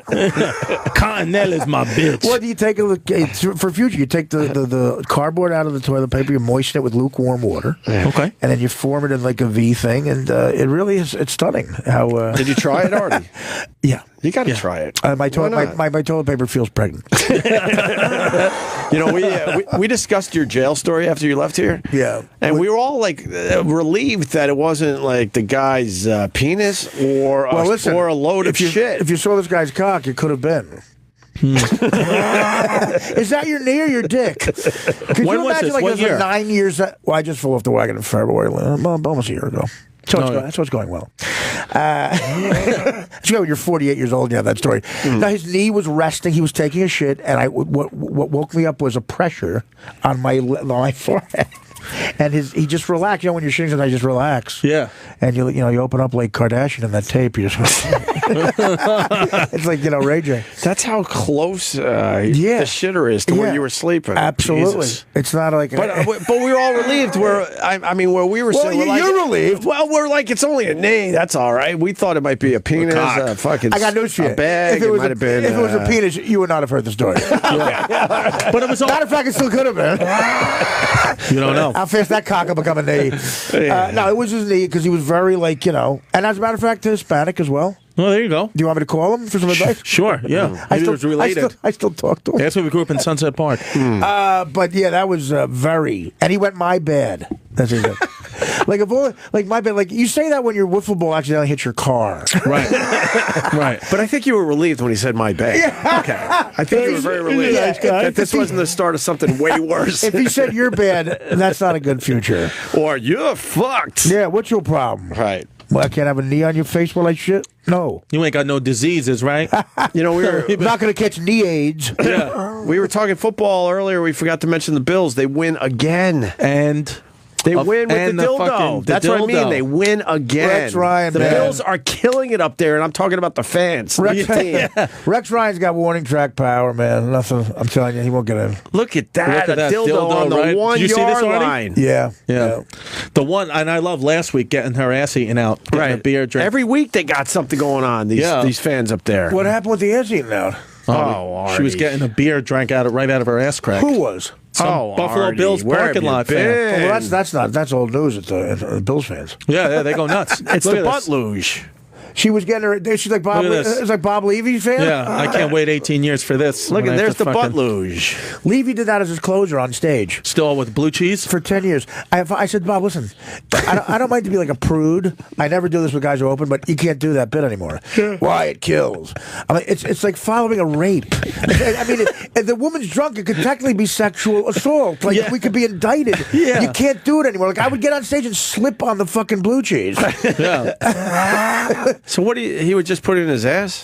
No, he would call. No, he would put it in her ass. I'm sorry. Every I fucked fucking up. show, I fucked up. he's explained this to me, and I go, Bob, that's not going to happen. It happened every show. He has some sort of charm, like Levy with that jet black dyed hair. the Polly used to have a joke about Levy, like his face is real old, his hair's jet black. He goes, Bob, listen, when you say to people guess your age, if their first guess is 20, the second guess is 70. He would. What a line. He had jet black hair and the face of like Walter Matthau. Like a chicken neck. And yeah, he would every fucking show, he'd find a broad in the front row, good looking. Always good looking, or was there a couple usually messes in he would there? turn chicks down. Really? And he'd pour blue cheese in their ass and eat it out. Oh my God. At when they roasted me on Stern, Colin Quinn had the best joke. He said, Bob, for the last 15 years, your closing bit is eating blue cheese out of a woman's ass, and you're still not famous. And you wonder why Letterman's not calling. Yeah, the best thing about Levy in a talk show is he sent in a tape to Letterman with all material like that, like saying cunt. I think a bit was called cunt. And in black magic marker, it said, "Can do this clean." I can clean it up for TV. Track one, cunt. In like a wrinkled legal note. Like, Bob, you're not getting hits on that? I can clean it up for TV. That's what he said. That's great. Fucking Bob. But you saw the butt luge, right? They're killing it in Buffalo every week. That's an old Every thing, week. the butt luge, though. That's Vegas. That's Buffalo, though. They fucking grab the butt luge and then they're making it their own up there. In Vegas, they do it with a midget. Doesn't have to kneel down. A midget just goes up to a chick's ass like a water fountain. I'm sort of a Bills fan as well, Artie. And As well as what? Patriot? Well, Jets and then a little Patriot action. It's where I've done radio. It's a long story. But I've gone to more Bills games than anything else, and their tailgating is by far better than anybody else's. Think about it. And when it's 2 degrees, same shit, right? By far. And to the point where the guys that give up their front yards for parking, they've had it. They got huge signs now. What is the sign again? No butt funnels. Well, we got to Imagine find being the a sign guy's again. wife. Did you make up the no butt funnel sign? They've had it. What a living hell. But it's great money, man. These guys are just, they kill it. 8 to 10 weekends a year. They give up their. It's 8 weekends. Well, 8 to 10. 8 to 10, and then you got some preseason. So, I'm a Giant fan, man. I love the Bills. I love the wide right, baby. Scott Norwood. Yeah. Remember they beat the Raiders in the championship game 51-3. That was the score. Wait, go back to that images. I thought you're in this, Opie. Don't say the fucking guy in the pink sweater. I'll jump over this. Keep going down. Keep going down. All right. Keep going down. Right. Which maybe one? go faster. The one with the stuff in his No, ass? I swear to God. I've been to a lot of Bills. You're yelling. You got a beard.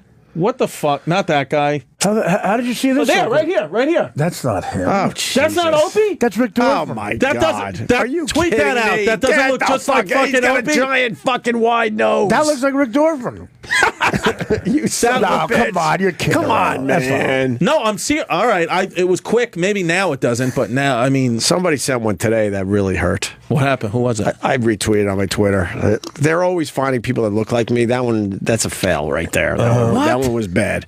I got one. don't think so. This guy. That's nice. That's you on meth.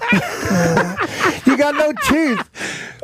Some Aussie. I don't know. Is he an athlete or something? That one's wrong. That's an athlete? What's gormless mean? Has a gormless? That's something out of like Lord of the Rings or something. Who knew the Opster has a gormless Aussie Fucking gormless? doppelganger. What do you do? Flaming shots of acid? What the fuck? He's got enough of his teeth are rotting in front of him. That one hurt. That one hurt a little bit.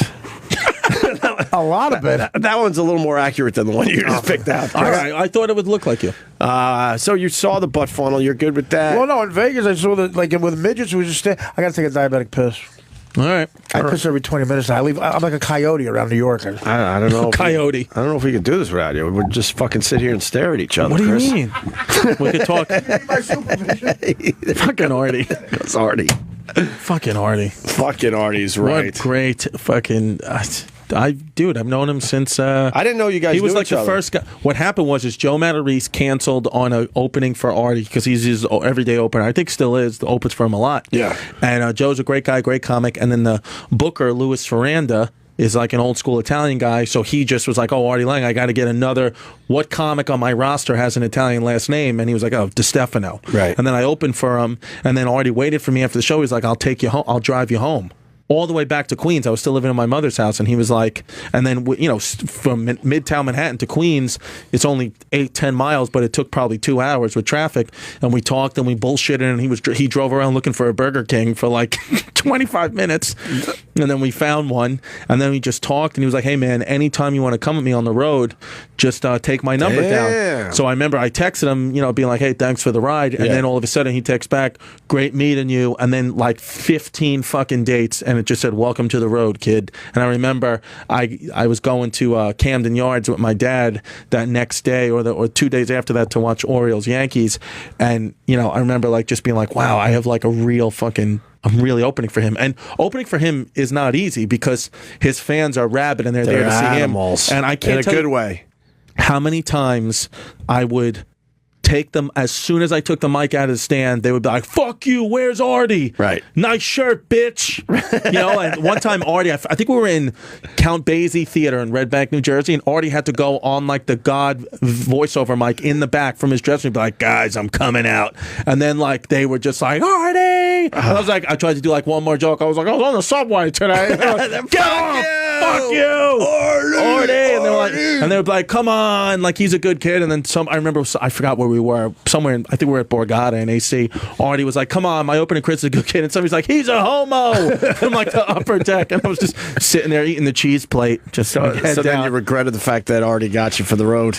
Yeah, and then he went from like, "This is the greatest thing" to fuck this. No, dude, Artie, I'm telling you, man, Artie has always been like, everybody always asks me, "Who's your mentor?" It's always been He Artie. just talked about you for 10 straight minutes. Well, taking a diabetic piss. Don't ever leave me again. I remember one time he just talked about how great of a guy you are. Me and Chris come. I remember one time we were on going up to Levity. We were going up to Levity live, and we were on fucking one of those highways, the Taconic, and he just pulled over right into and just started one leg out, just pissing on you get good at oncoming it. traffic. With diabetes, you get good at it. It's like I grew up without plumbing or something. Every 20 minutes I was pissing, so I went to the doctor and he said, "Yeah, you got diabetes." You also got your beverage in a bucket right now. I mean, that's the biggest. Well, no. Here's the thing.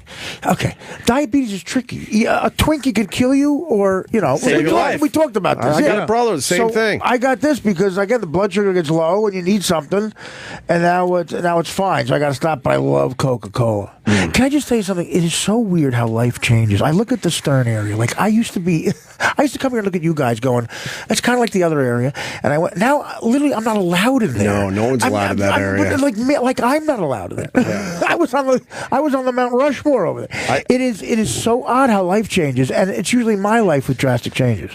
Tim Sabian snuck me into that area once and gave me the tour. I don't know if I ever said this on the air. That I sat in his chair. Well, Sabian's gone. You sat in his chair? Yeah. Oh, you did? Did you fart in it?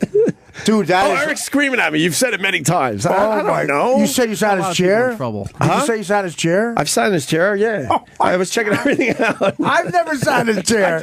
Oh, he gets mad, man. And Sabian, I go, "Tim, I knew at the time, like, you're fucking crazy for doing this, but we went through and checked out the whole thing." Who's Tim Sabian? He sounds like he played for the 1991 Reds. Well, he's like Sabian's crazy. I'm having lunch. And I mean that in a great way. I'm having lunch with him tomorrow, I think. He's nuts. You need help? help, I'll go with you. Well, you know, after I have a spot on your show, like if I get laughs on your show, I get a call from Tim Sabian. Right.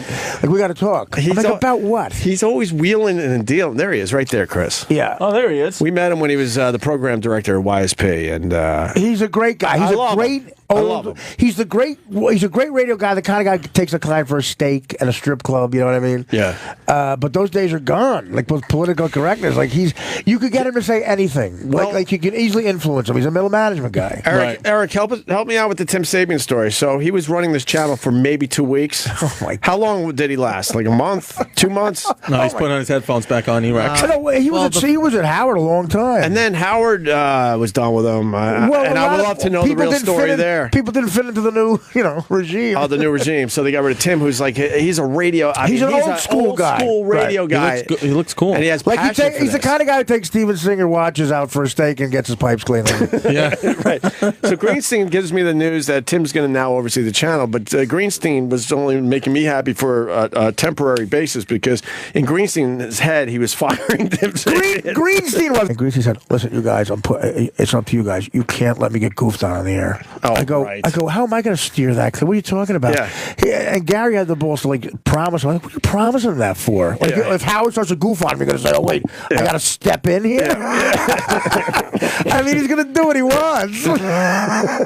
And it took a little while, and then the dam, he pissed off Howard. The dam broke, and all of a sudden on the air, I did tell Tim, I'm like, there's one other thing I got to do.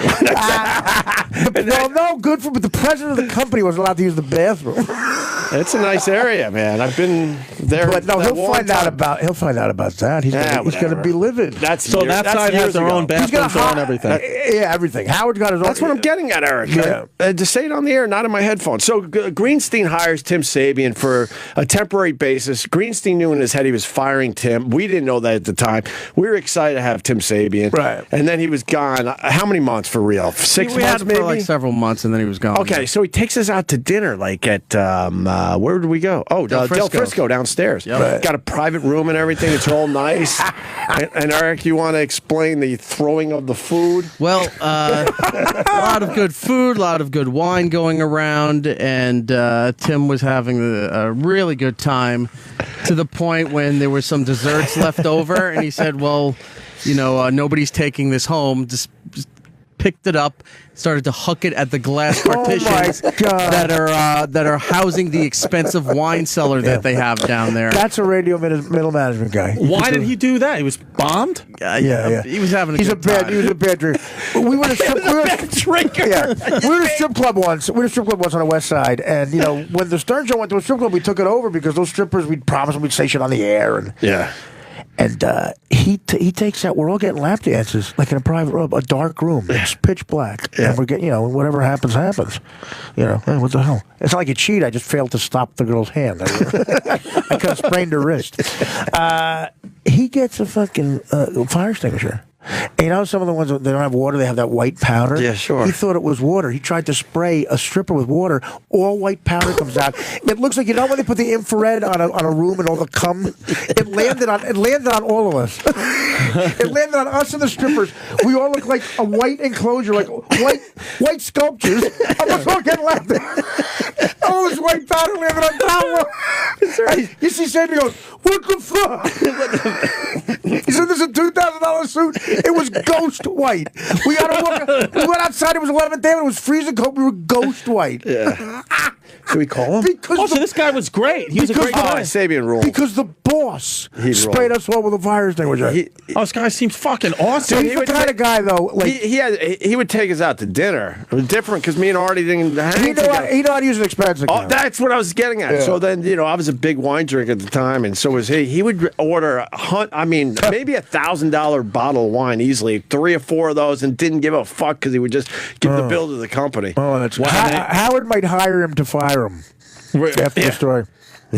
Why did he eventually get canned? You think just look what he did to the shitter at the Stern Show. Look all the way on the left. See that? Look, that's what he did. He took a shit. What did he do? I've heard about this for years. No, he admitted to it.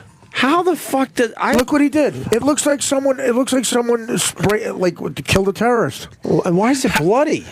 What did he do? Why is it red? That's a cocaine shit right there. That's an after hours club shit. Yeah. Let me ask you this, because That's like you swallow cocaine. You poured cocaine on a cinder block and swallowed it. Look at that. I don't know what I can't. It's like a bad. Yeah, it's like a Brian De Palma movie. the overnight guys, every once in a while you would go into the bathrooms where you were just in, the public bathrooms, and you'll see this on the wall. And I've said this for years. I don't know how you get your shit on the wall behind the toilet. How does that happen? It's explosive. Is it you're bending down and you don't get on the toilet fast enough and it just shoots out? I got so mad that they let Beetlejuice use that bathroom. I'm like, oh, guys, come on, we could draw the line somewhere. Yeah. He was shit on everything. Yeah, Beetlejuice. He would shit all over the place. Did But Beetlejuice doesn't know this shit. But Beetlejuice was right next to a brand new toilet. He would shit away from it. He would shit on the floor. Yeah, he'd shit in the tub. Levy would take him on the road because he thought he sold tickets. And he would shit on stage at the Funny Bone in Pittsburgh. He would shit on the stage. On the stage. Like ass out, turd on. No, right down his pants, through the pants. Oh, my God. What, to get a like laugh? like a shit slide. No, because he's retarded. Jesus Christ. Because he's a retarded midget with no teeth. That's why he shit. Not to get a laugh. Did Tim ever explain the bathroom? Yeah, he finally. But how did that happen? No one would fess up who it was, and finally Tim fessed up who it was. And it was him? Because Howard said, "Look, I got to fire somebody if you don't tell me who it is." Because it's really there's a hygiene issue there. Of course there is. Look how bloody that looks. It looks like he got mad at his shit and threw it. Like I've been in a mental institution with retards. They don't do that. They eat it. They eat it first. Jesus. So was it him? What did it come out? Yeah, they came out. He said he splattered all over the place. But how does it come out of your ass like that? And he didn't get fired for it? He got No, not for that. No, you asked Shit why he game. got fired. I can say. All right. Fuck it. We're just I mean, yeah, the shit I opened up with. Go. He would openly walk around here saying that he was going to take Greenstein's job. Yeah. Yeah, he would do a lot of things that weren't considered, what's the word, smart? He would openly say that he was taking the boss's job. Well, again. And I would be like, Tim, shut up. Fuck him. Right. That fucking guy hasn't talked to me in 2 years. He would yell down the hall. I worked with a guy at the port like that at the Orange Juice Pier where like the guy, our boss, was kind of like connected, you know, and he would yell at all of us, "Fuck him, I'll take his fucking," and like we're like going, woohoo. Let's calm down there. Where were we? Watch your speed. Sitting in Howard's chair. Yeah, no, that's I can't believe that. Tim Sabian's shitting on the wall. Well, Crazy Cabby shot a porno in our old studio. Yeah. And that's why he got overnight. That's taking a stupid chance. But then we found out the promo team was getting laid in there. Like they weren't afraid, I guess, because they didn't get the speech every week. They said, "Dude, this is the biggest radio show ever. We'd take broads here at 3 a.m. and say we get you," and we'd fuck them in the studio. Like I'm going, well, that's fine with me, but he didn't like. Howard's like, come on, man, right. that ain't right. It makes for good radio, though. When it comes out. He had a picture of Ron Jeremy fucking the OJ. We had an OJ mask, and he fucked it in the mouth, Ron Jeremy. He has a picture of fucking OJ's face next to some whore, like smiling. Oh, the good old days of radio. I know. Now you can't believe people actually go to school for this. When I got in trouble with that tweet with the black chick Gary Champion, right? When I said I wanted to dress like Jefferson, and whatever, and so Scott Shannon, I think it was Scott Shannon's Z Morning Zoo. He was so offended by it. He was real. It would think it was Scott, real dramatic. He went. It was a Z Morning Zoo guy. He would go. She thought she was safe. That's when the monster tweeted something. Kept saying monster like, and then the monster tweeted he wanted to have sexual intercourse.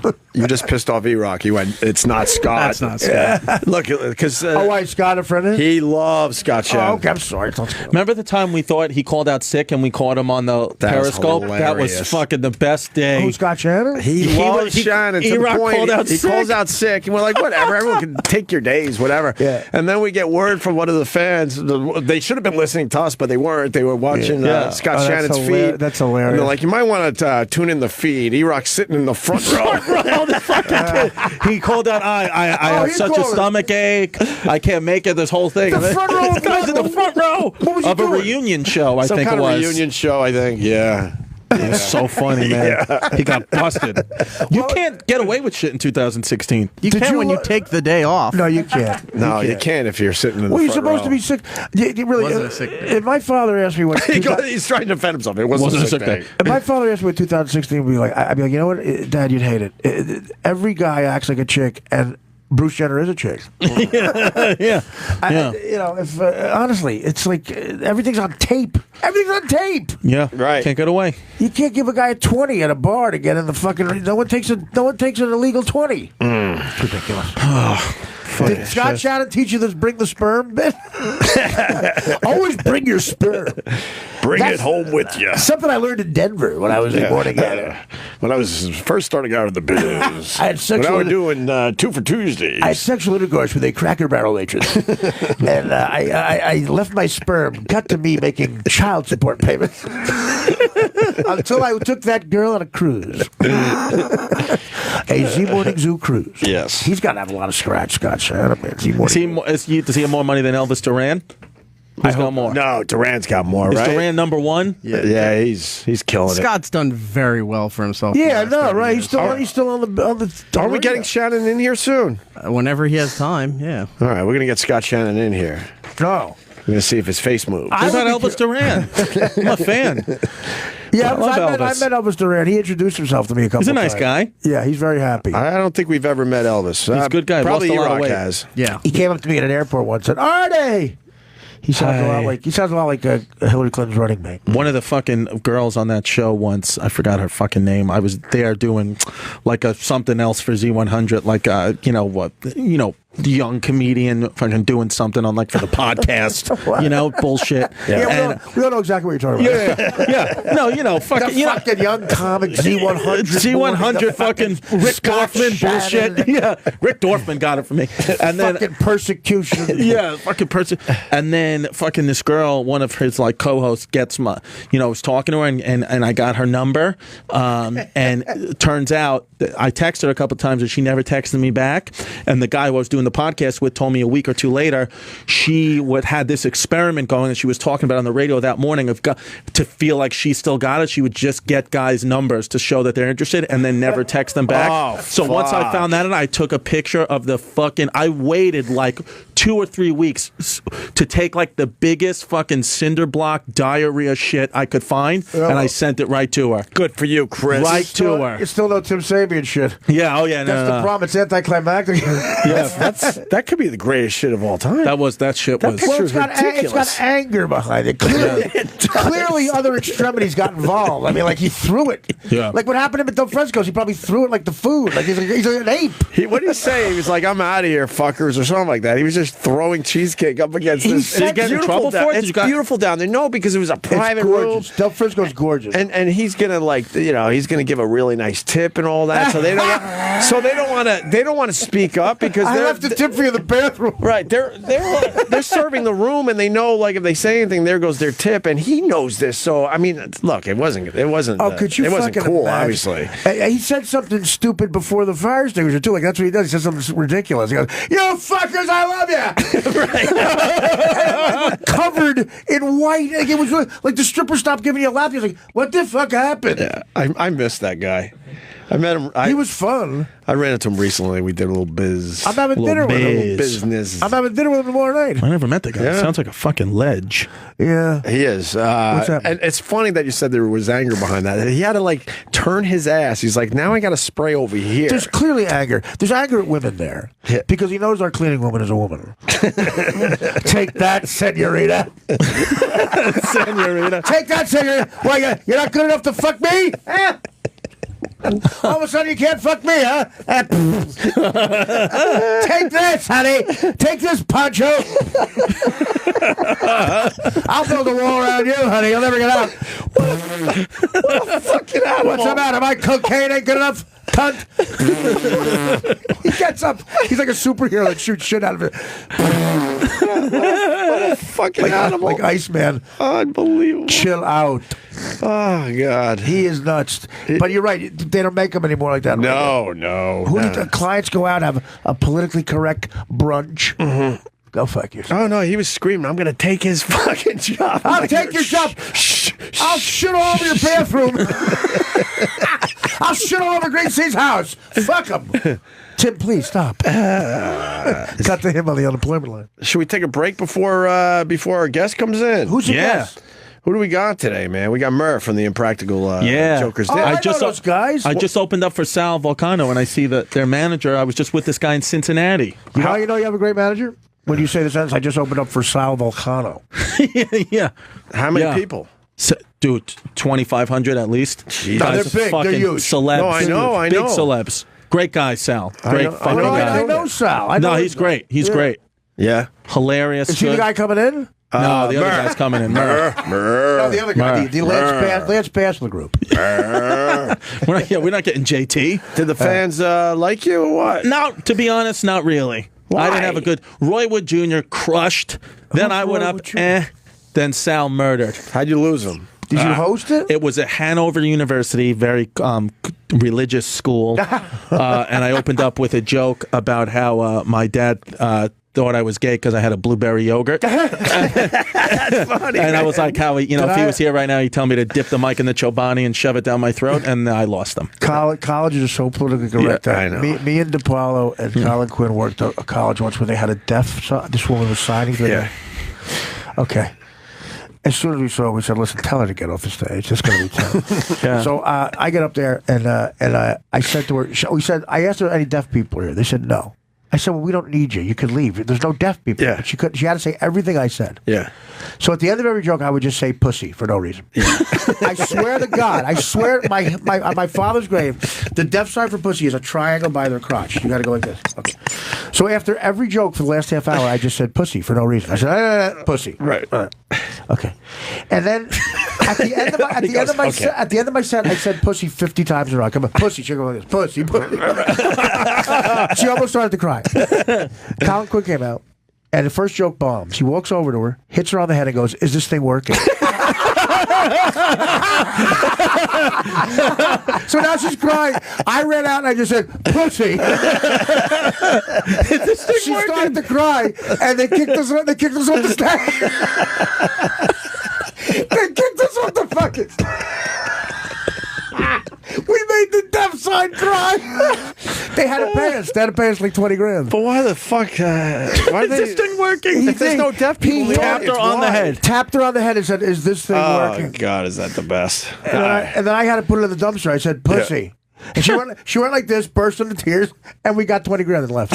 And that was it. That's great. All right, They showed us. Let's take a break before Merrick comes in here. We got Artie Lange in studio, artiequitter.com for the podcast. He's got the Judd Apatow show coming up in February. We'll push that more when it gets closer there, Artie. Yeah. And and the benefit for Mitch Hedberg's 9:30, yeah. And I got a bunch of shows going. artiequitter.com is my stand-up and everything. God damn it, I think I was supposed to have Bonnie and Bonnie's doing this tonight, you know. I know, I think I was supposed to have them in today to promote. Oh, I'm on her. I'm on Bonnie and Rich's show tomorrow at the Village Underground. I forgot about that. I've done that. It's great. The one where they say I have to go up do comedy, and then judges will say if they would bang me or It's not. really Yeah. cool. I You have to meet both of the people in the audience. So I hear it's a good show. All right, well I got that, and also Fuck, I Christy. think Bonnie was supposed to come in today. Shit. Why didn't she? I fucked up. She's probably coming in. No, I don't think I ever got back to her. Chris Distefano, what do you got? ChristyComedy.com. You can get my Penguin t-shirts there, and Zumba at Badass Academy. All right, what do we got? You know what we got to tweet out? Pete Davidson was on the show not that long ago talking about how Donald Trump can't read. The fucking clip was played on Samantha. What's her name again there? Samantha Pauly. B? Full Frontal with Samantha B. Yeah, Samantha B did a whole piece on it last night or the night before. She does her show on TBS, and now the video's blowing up. Pete Davidson just tweeted out. He actually Instagrammed it, so we'll tweet it out. Donald Trump can't read. Pete Davidson swears Donald Trump can't read. He told probably can't. Yes, he can. Yeah. He told the whole story when Donald Trump was the guest host on SNL. You guarantee it? I think Pete's being killed. You can't graduate from Wharton without reading. I like to believe that he can't read. It's a funny bit, but why don't you tell me there's no Santa Claus? What's wrong with you? I'm pretty sure he can. You sure? I'd like to think that he can't. It's funnier if he can't. Fuck. See, I don't know. I don't know if I buy it. You know, you're not buying it? It's funnier if it's believable. Yeah. Yeah, the man can obviously read.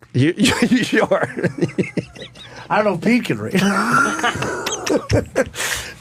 Wow, my Twitter just exploded. People are fucking pissed off. They're like, what happened to your channel? It's good to know people are listening. What happened? Not for that.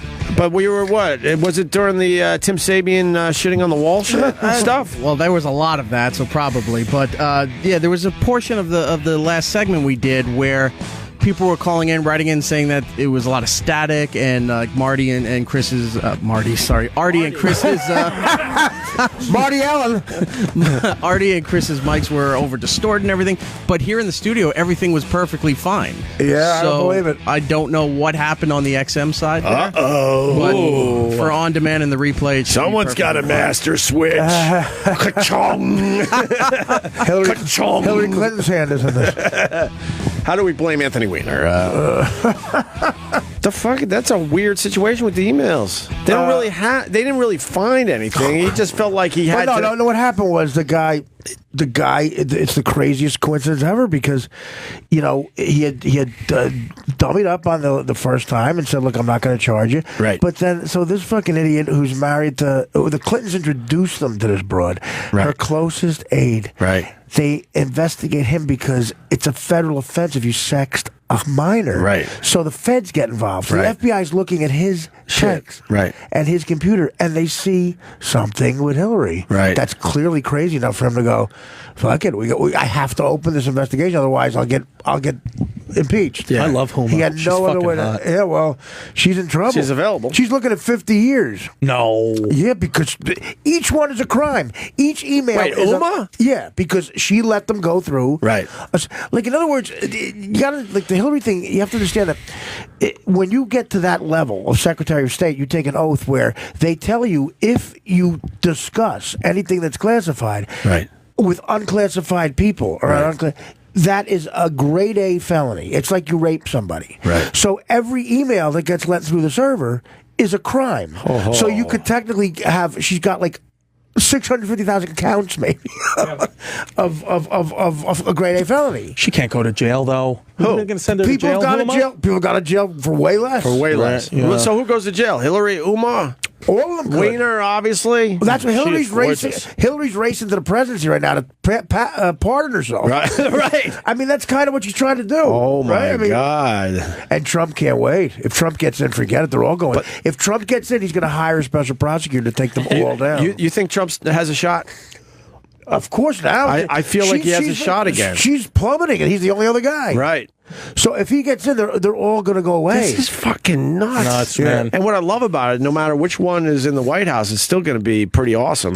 Well, if awesome she- as far as how crazy this whole thing If she is. gets in, it'll be like Nixon again. Because if she gets in, the Republicans will probably be running the Senate still. Yeah. And they're going to impeach her, which Right. means exactly what happened with Nixon's second term. For 2 years, it'll be constant investigations. Right. She'll either resign, go to jail, or get impeached. Wow. And she'll have done nothing with the presidency. that's sick, that's two a hell of a Clintons. way to, have your first female president. Well, that's what happens when the country's literally split down the middle. Like, there's enough people on the other side to fuck with you. Who are the undecideds?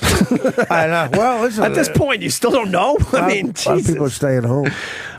Let's get Murray and James Murray from Impractical Jokers. These guys are good guys. I've known these guys for a while. Rock What's up, stars. Murray? Good to see you again, buddy. Murr.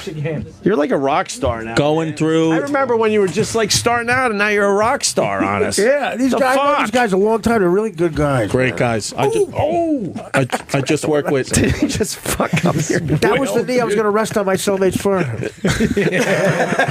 That would share with it. That looked like it hurt. Nah.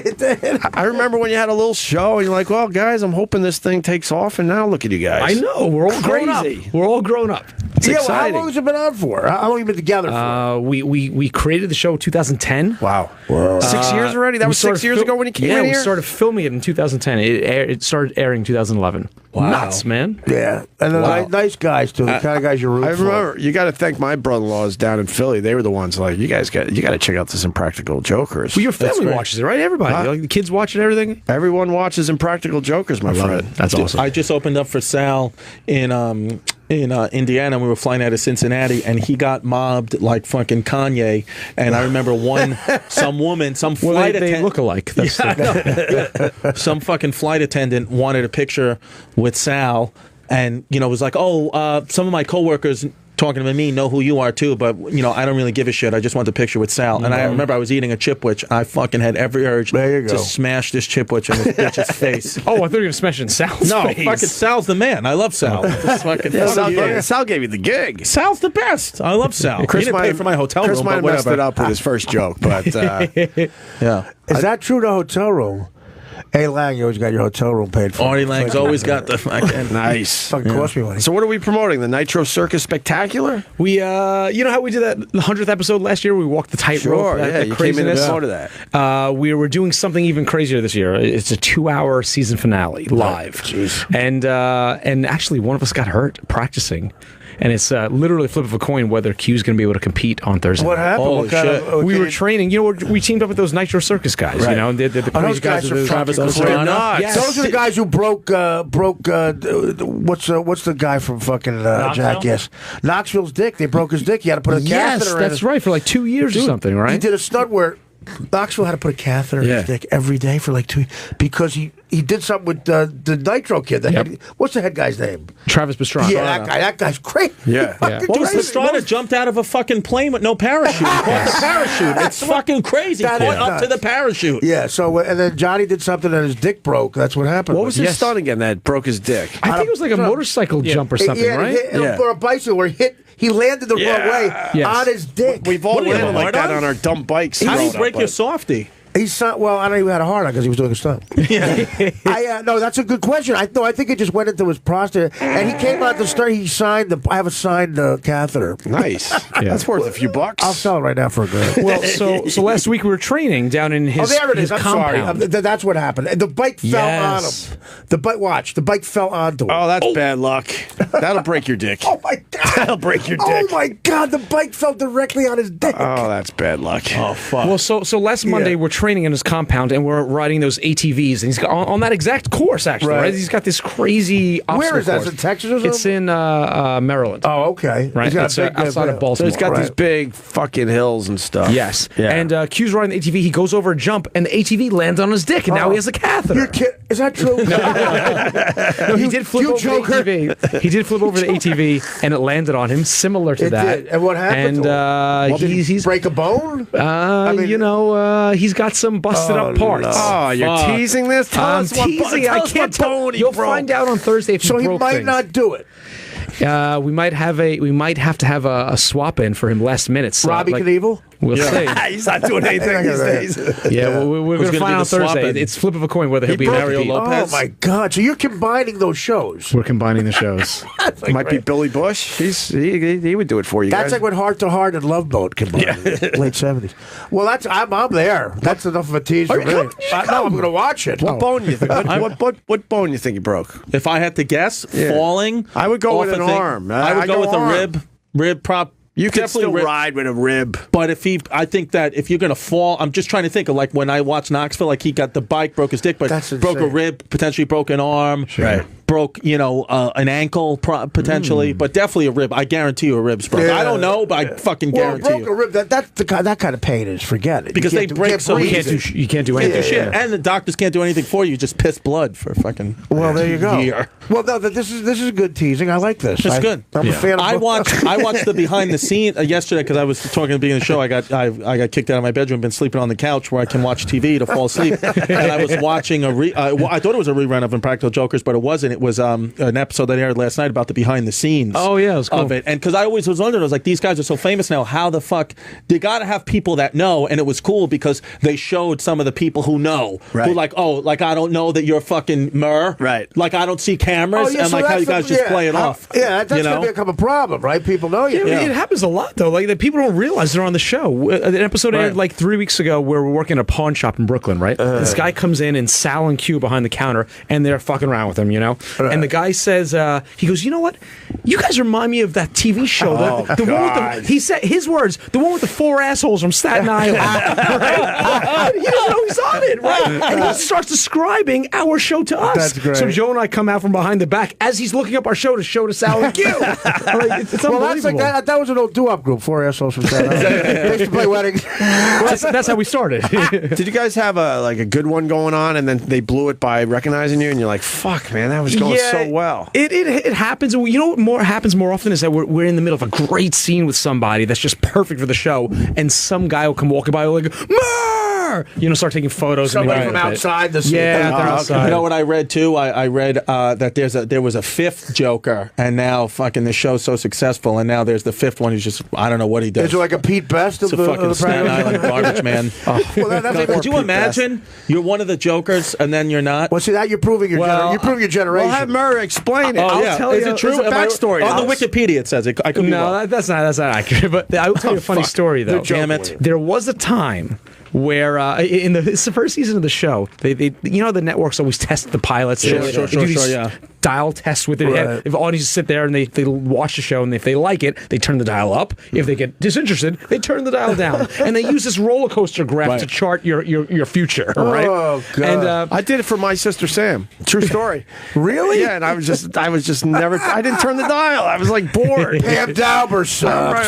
I do then that. I made it hurt. when I'm on a date, I do the same thing. I just Yeah, you suck, honey. So they ranked every part of the pilot episode of Impractical Jokers. So they had me, Sal, Q, Joe, and they had the scenes. They had the elevator scene, they had whatever, and they dial tested all of us.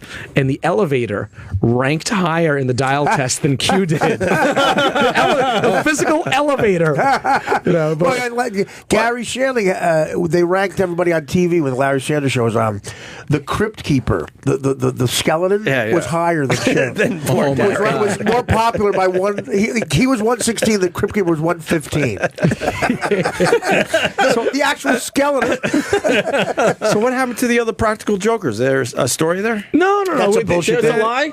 There was always just the four Impractical there was Jokers. a- The Tenderloins, the this is a Tenderloins, fifth our one. comedy troupe, had other members. Maybe in the that's past. it. You see, but Chris, you're showing your generation because the ultimate thing happened. There really was another Beatle that got replaced. Really? Like that guy had to look at the Beatles. Yeah, Pete Best was the original drummer, and the story goes that he was getting too much pussy. Like McCartney and Lennon didn't like that he was getting. He's a good-looking guy. And then they bring Ringo in. Well, though. they He got find his the ugliest pussy. guy. But Ringo is foul-looking. Right. So I guess they tried to find an ugly drummer.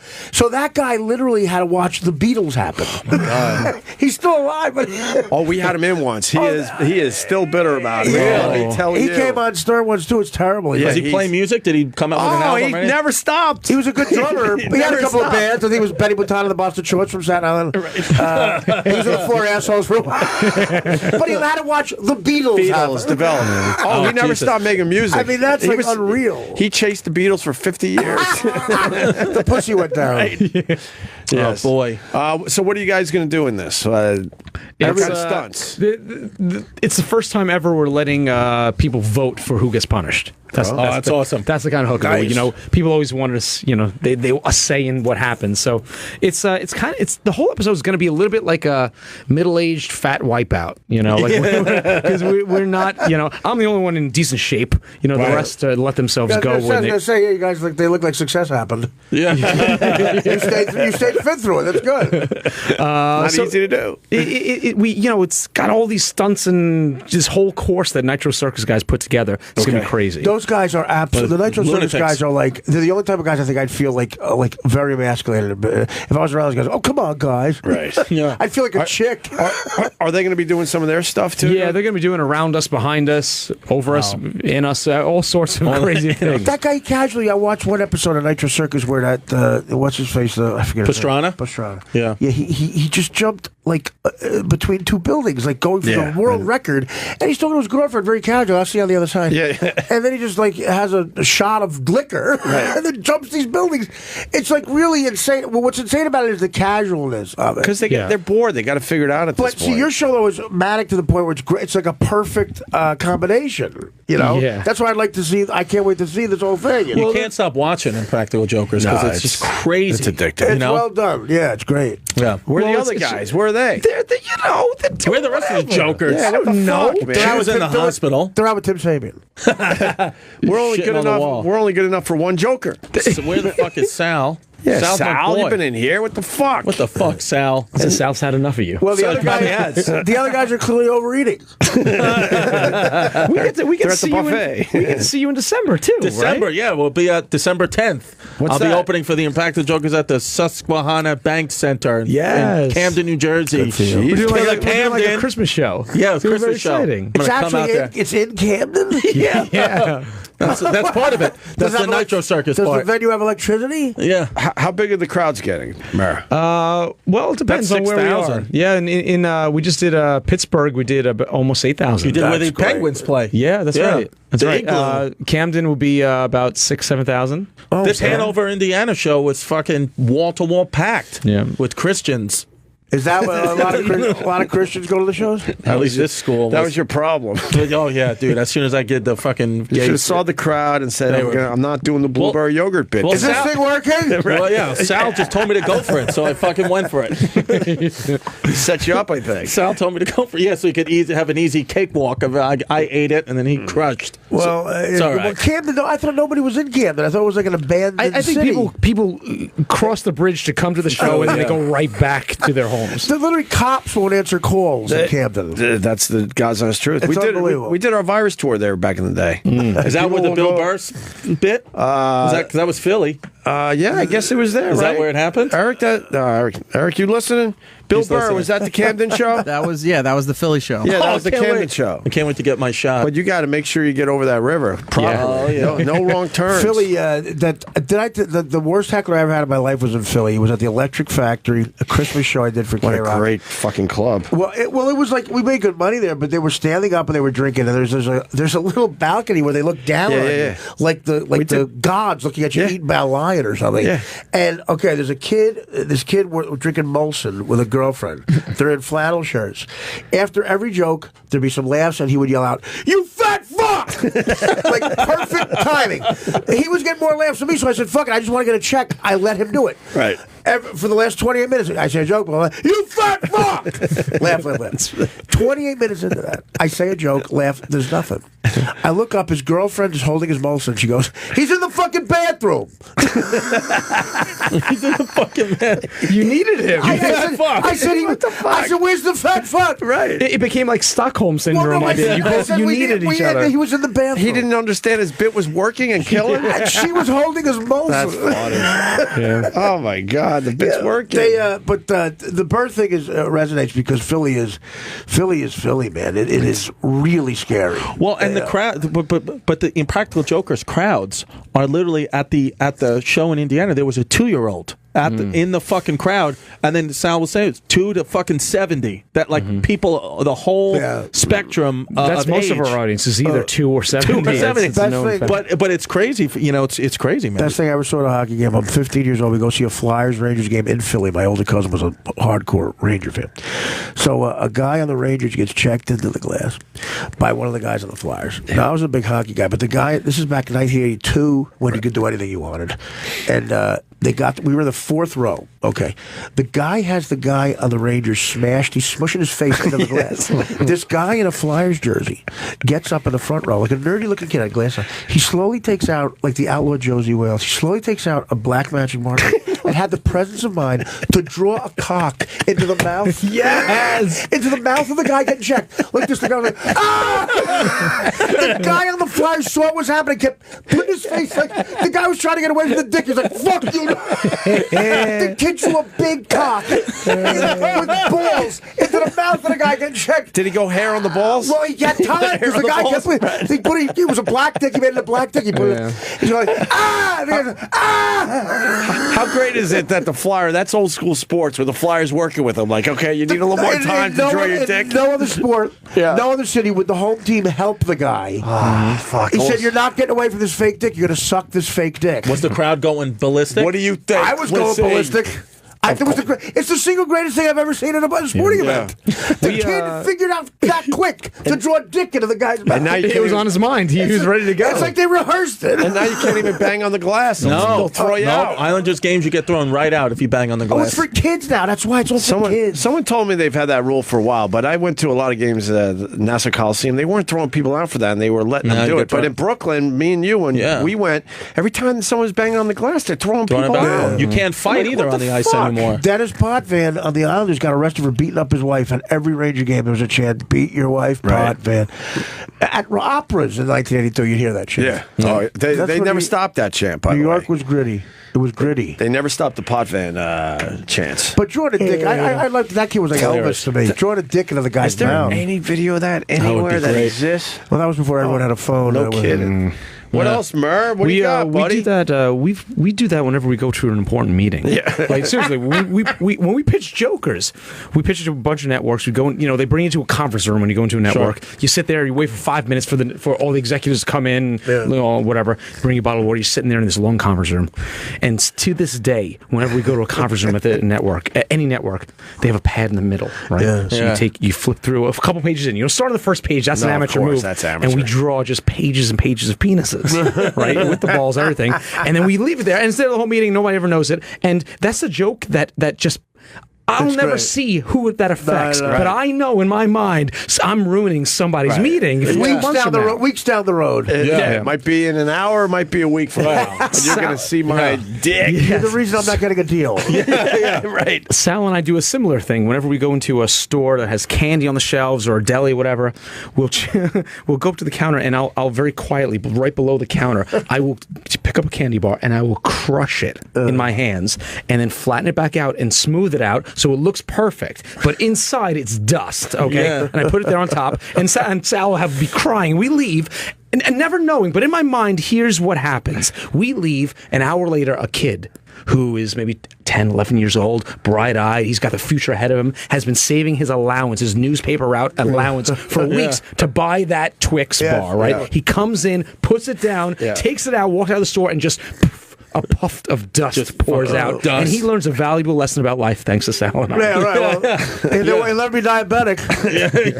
Lucky me, I got the full Twix bar. I used to take bites out of hot dogs at 7-Eleven and put them back on the rack. Oh, God. Just take a bite, put it back. Is that true? When I played basketball in college, that's what we would do. We'd take a fucking Greyhound bus to North Carolina. So what else would you do? I used to snort wasabi, all that shit. Well, there's footage of the one Philadelphia Phillies game. A guy threw up on an infant. There was a baby in front of him, and he threw up on the kid. Yes. And then the father of the kid didn't move. No, that's Philly. He kept watching the game. Philly can handle that. Philly can handle that shit. The kid might get a virus. Right. He's got Camden puke all over. Philly doesn't play, man. I'm still trying to figure out Philly. Yeah, they're hardcore. They've been in my life for 12 years now. I'm still trying to figure out Philly. God bless them. They are unique. They're loyal fans. Love them. Yeah. Love them. Murr, so then what happens? This is the season finale, and then you guys take a little break? No, we've been filming season 6 for about 2 months now. Jesus. So this is a season 5 finale. Season 6 starts, I think, sometime in February. Low work ethic. Yeah. How many seasons do you think you guys got in you before they say, all right, we're done I'm with going to do as many as we possibly can. Just keep Might as well. Keep that shit many going. as we possibly can. Hell yeah. You don't want to be like McLean Stevenson. You quit MASH year 2. Oh, my God, yeah. To do Hello, Larry. You think that was a bad move? You think that was a bad move? Hello, Larry. Goodbye, McLean. That was the true. Hello, Larry. Yeah. How did that work out for you? Him and Meadowlark Lemon had a series. Well, didn't they say, too, Janine Garofalo turned down Elaine in Seinfeld to do her own show? You know why? Because she was too busy rolling her eyebrows. That was Janine Garofalo's biggest joke in the 90s, rolling her eyebrows. She would say something like, Speed, there's a plausible movie. But it happens the other way, too, where someone turns down a bomb. How bad would Seinfeld have been with that fucking cunt? I don't know if it... Playing Elaine. Oh, she's horrible. What a terrible person. She's an awful cunt. I'm sorry I brought it up. Yeah, no, I'm glad you did. I called her a cunt on the William Shatner roast, and that got the biggest laugh of the night. She wasn't even there. She wasn't even on the Yeah, no, I don't like her. It's a personal thing. I hope they're taking care of you over there. The network's been buying great. big fucking houses and nice cars or what? Don't do the Allen Iverson thing. Yeah, what do you got? You know, Allen Iverson lived next to me in college. He was in the dorm room next to me. And Wednesdays were good. He used to borrow condoms from us. Well, now he lives there. He lives there again. I mean, not borrow. I mean, He now wishes he could live there. Yeah. I know now that's like a palace for him. Is that true? Yeah. He borrowed condoms? Well, he should have kept that up. At some point, he lived next to a guy that didn't have any condoms. Yeah. We went to school together, and he was. We lived next door to each other sophomore year. Boy, you sound exactly like each other. Yeah, you know. Same English class. Were you guys friends or not really? You know, it was more like you live next to me kind of friends. Fucking Georgetown, huh? Oh, no, but Georgetown, did he ever go to class? He never had to do anything, right? No.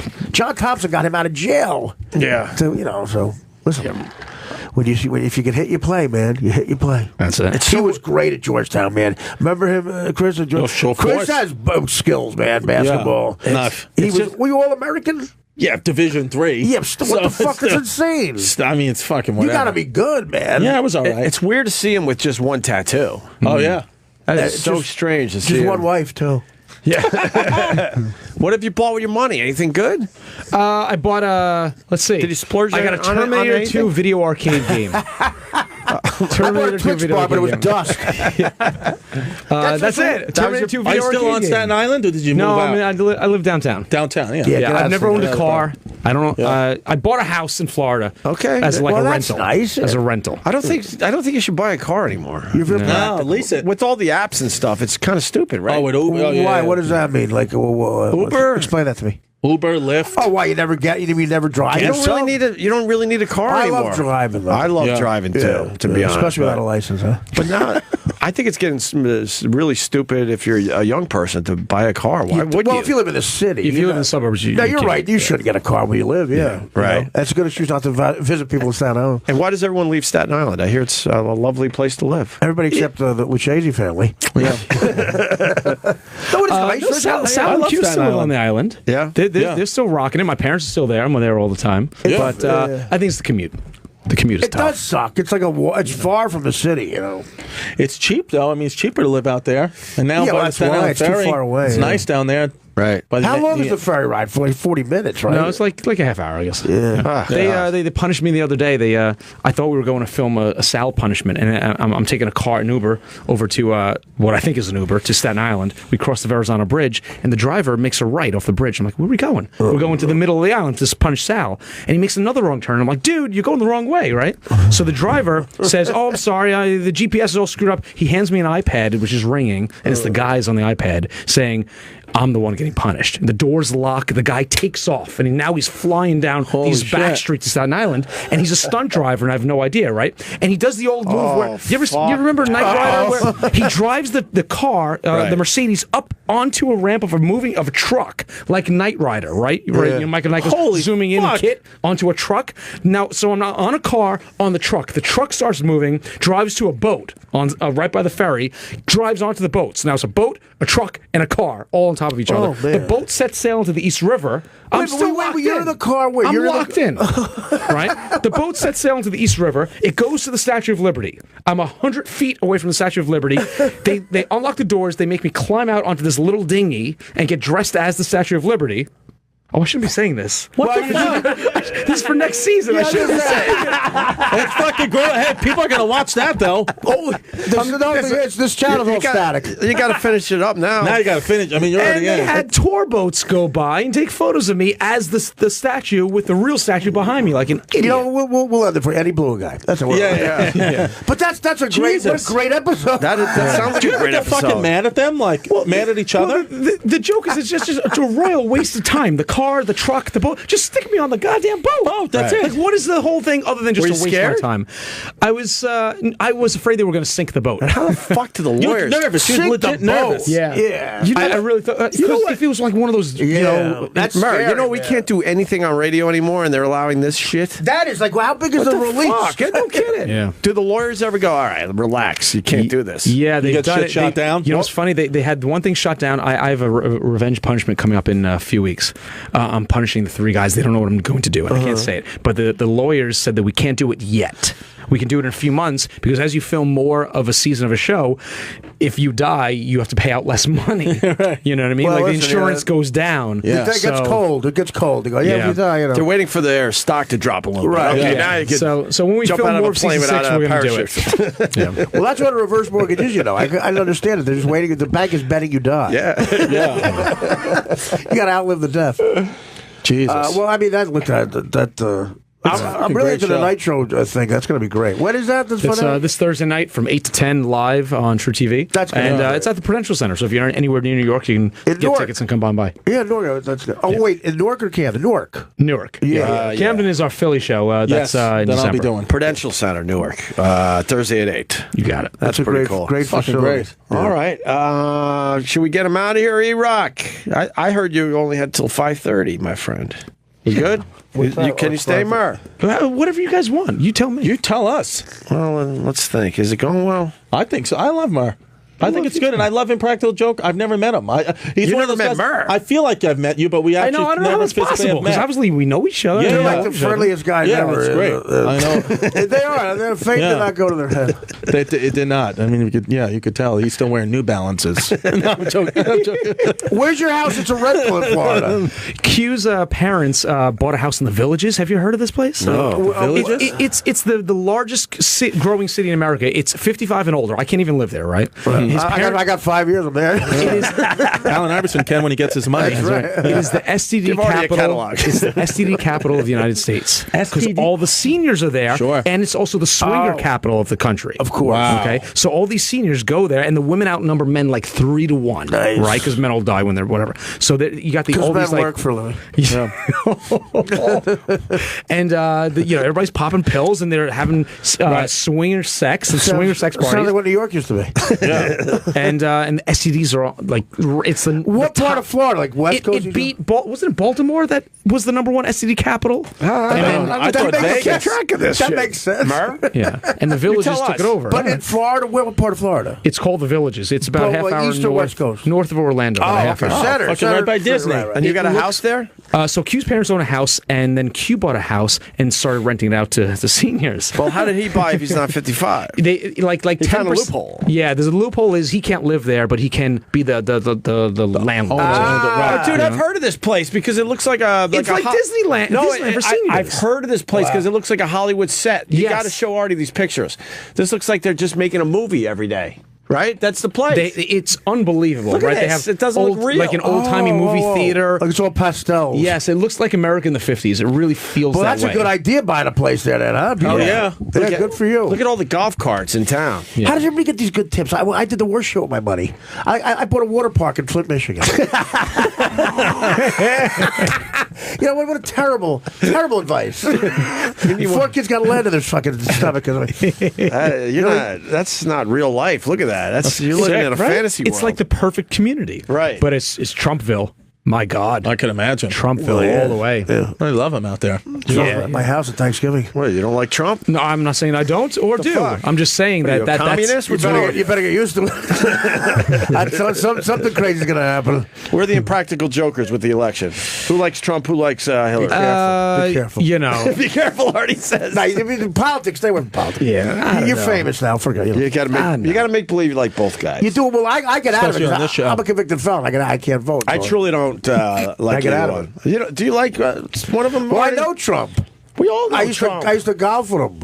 Yeah. And, he's a fun guy to hang out with. I don't know if I want him. I It's one of love. those things where, like, you like a guy, but do you want him dating your sister? Yeah. Like, I like him. Right. But do I want to be a president? I loved when he used to call the show. That temperament thing is really real. Like, he's got the temperament of a 4th grader. You could goof on his shoes and he'll immediately say something about your mother. You barely know him.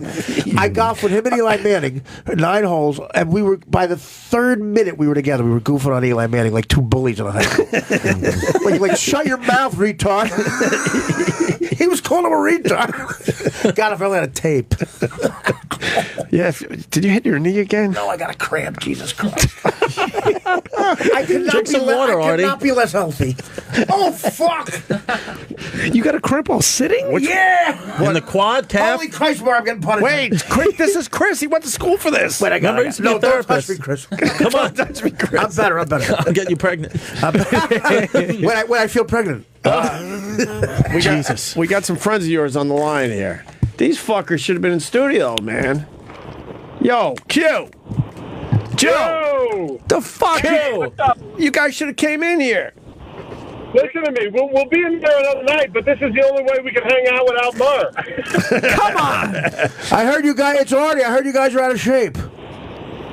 Yeah, we are. I'm a fat mess. That's good. You're successful. Yeah, Murr said he's the only one that's in shape out of the four. No, he's got the most feminine frame, so that's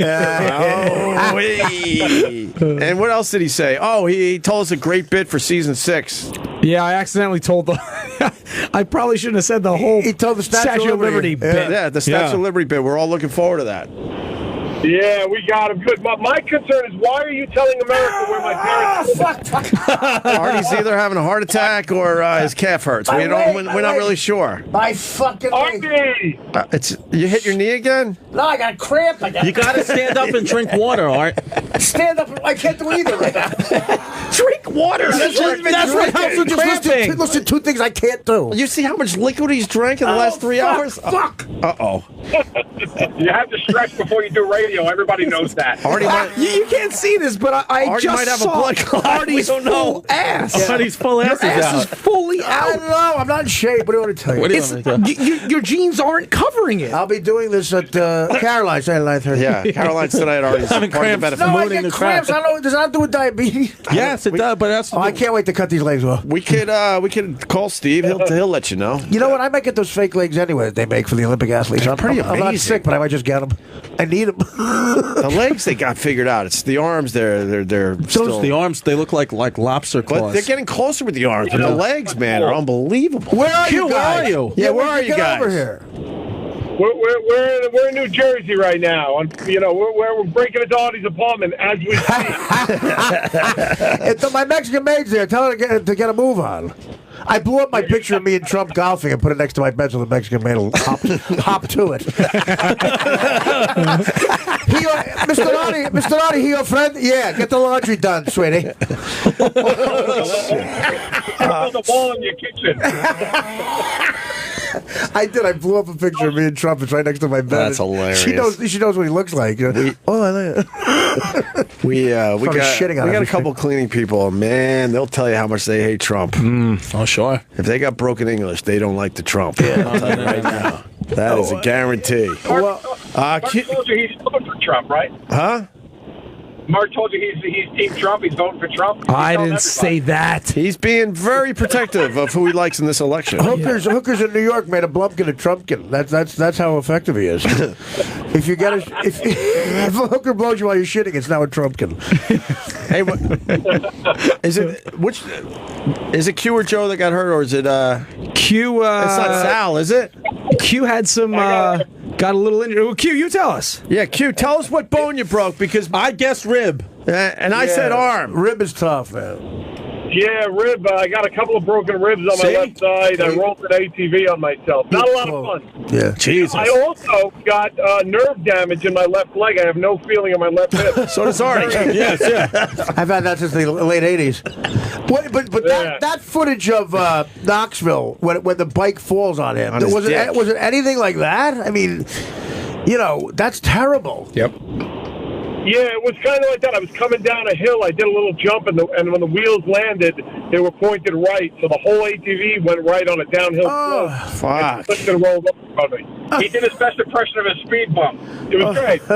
Yeah, that is hard. And what sucks is you signed your life away, so you can't even sue him for the big bucks. Yeah, exactly. You want to see? They owe you. Oh, you got? Oh, wait, now we got the Murr's video? got the video. Oh, okay. Oh, Murr went from not telling us anything to now showing us the video. Now the Q said it. What can I do? All right. Now, who's that? That's First all about telling secrets. Statue of Liberty, where Q's parents live. The whole thing about the ribs. Yeah, he's showing us the video.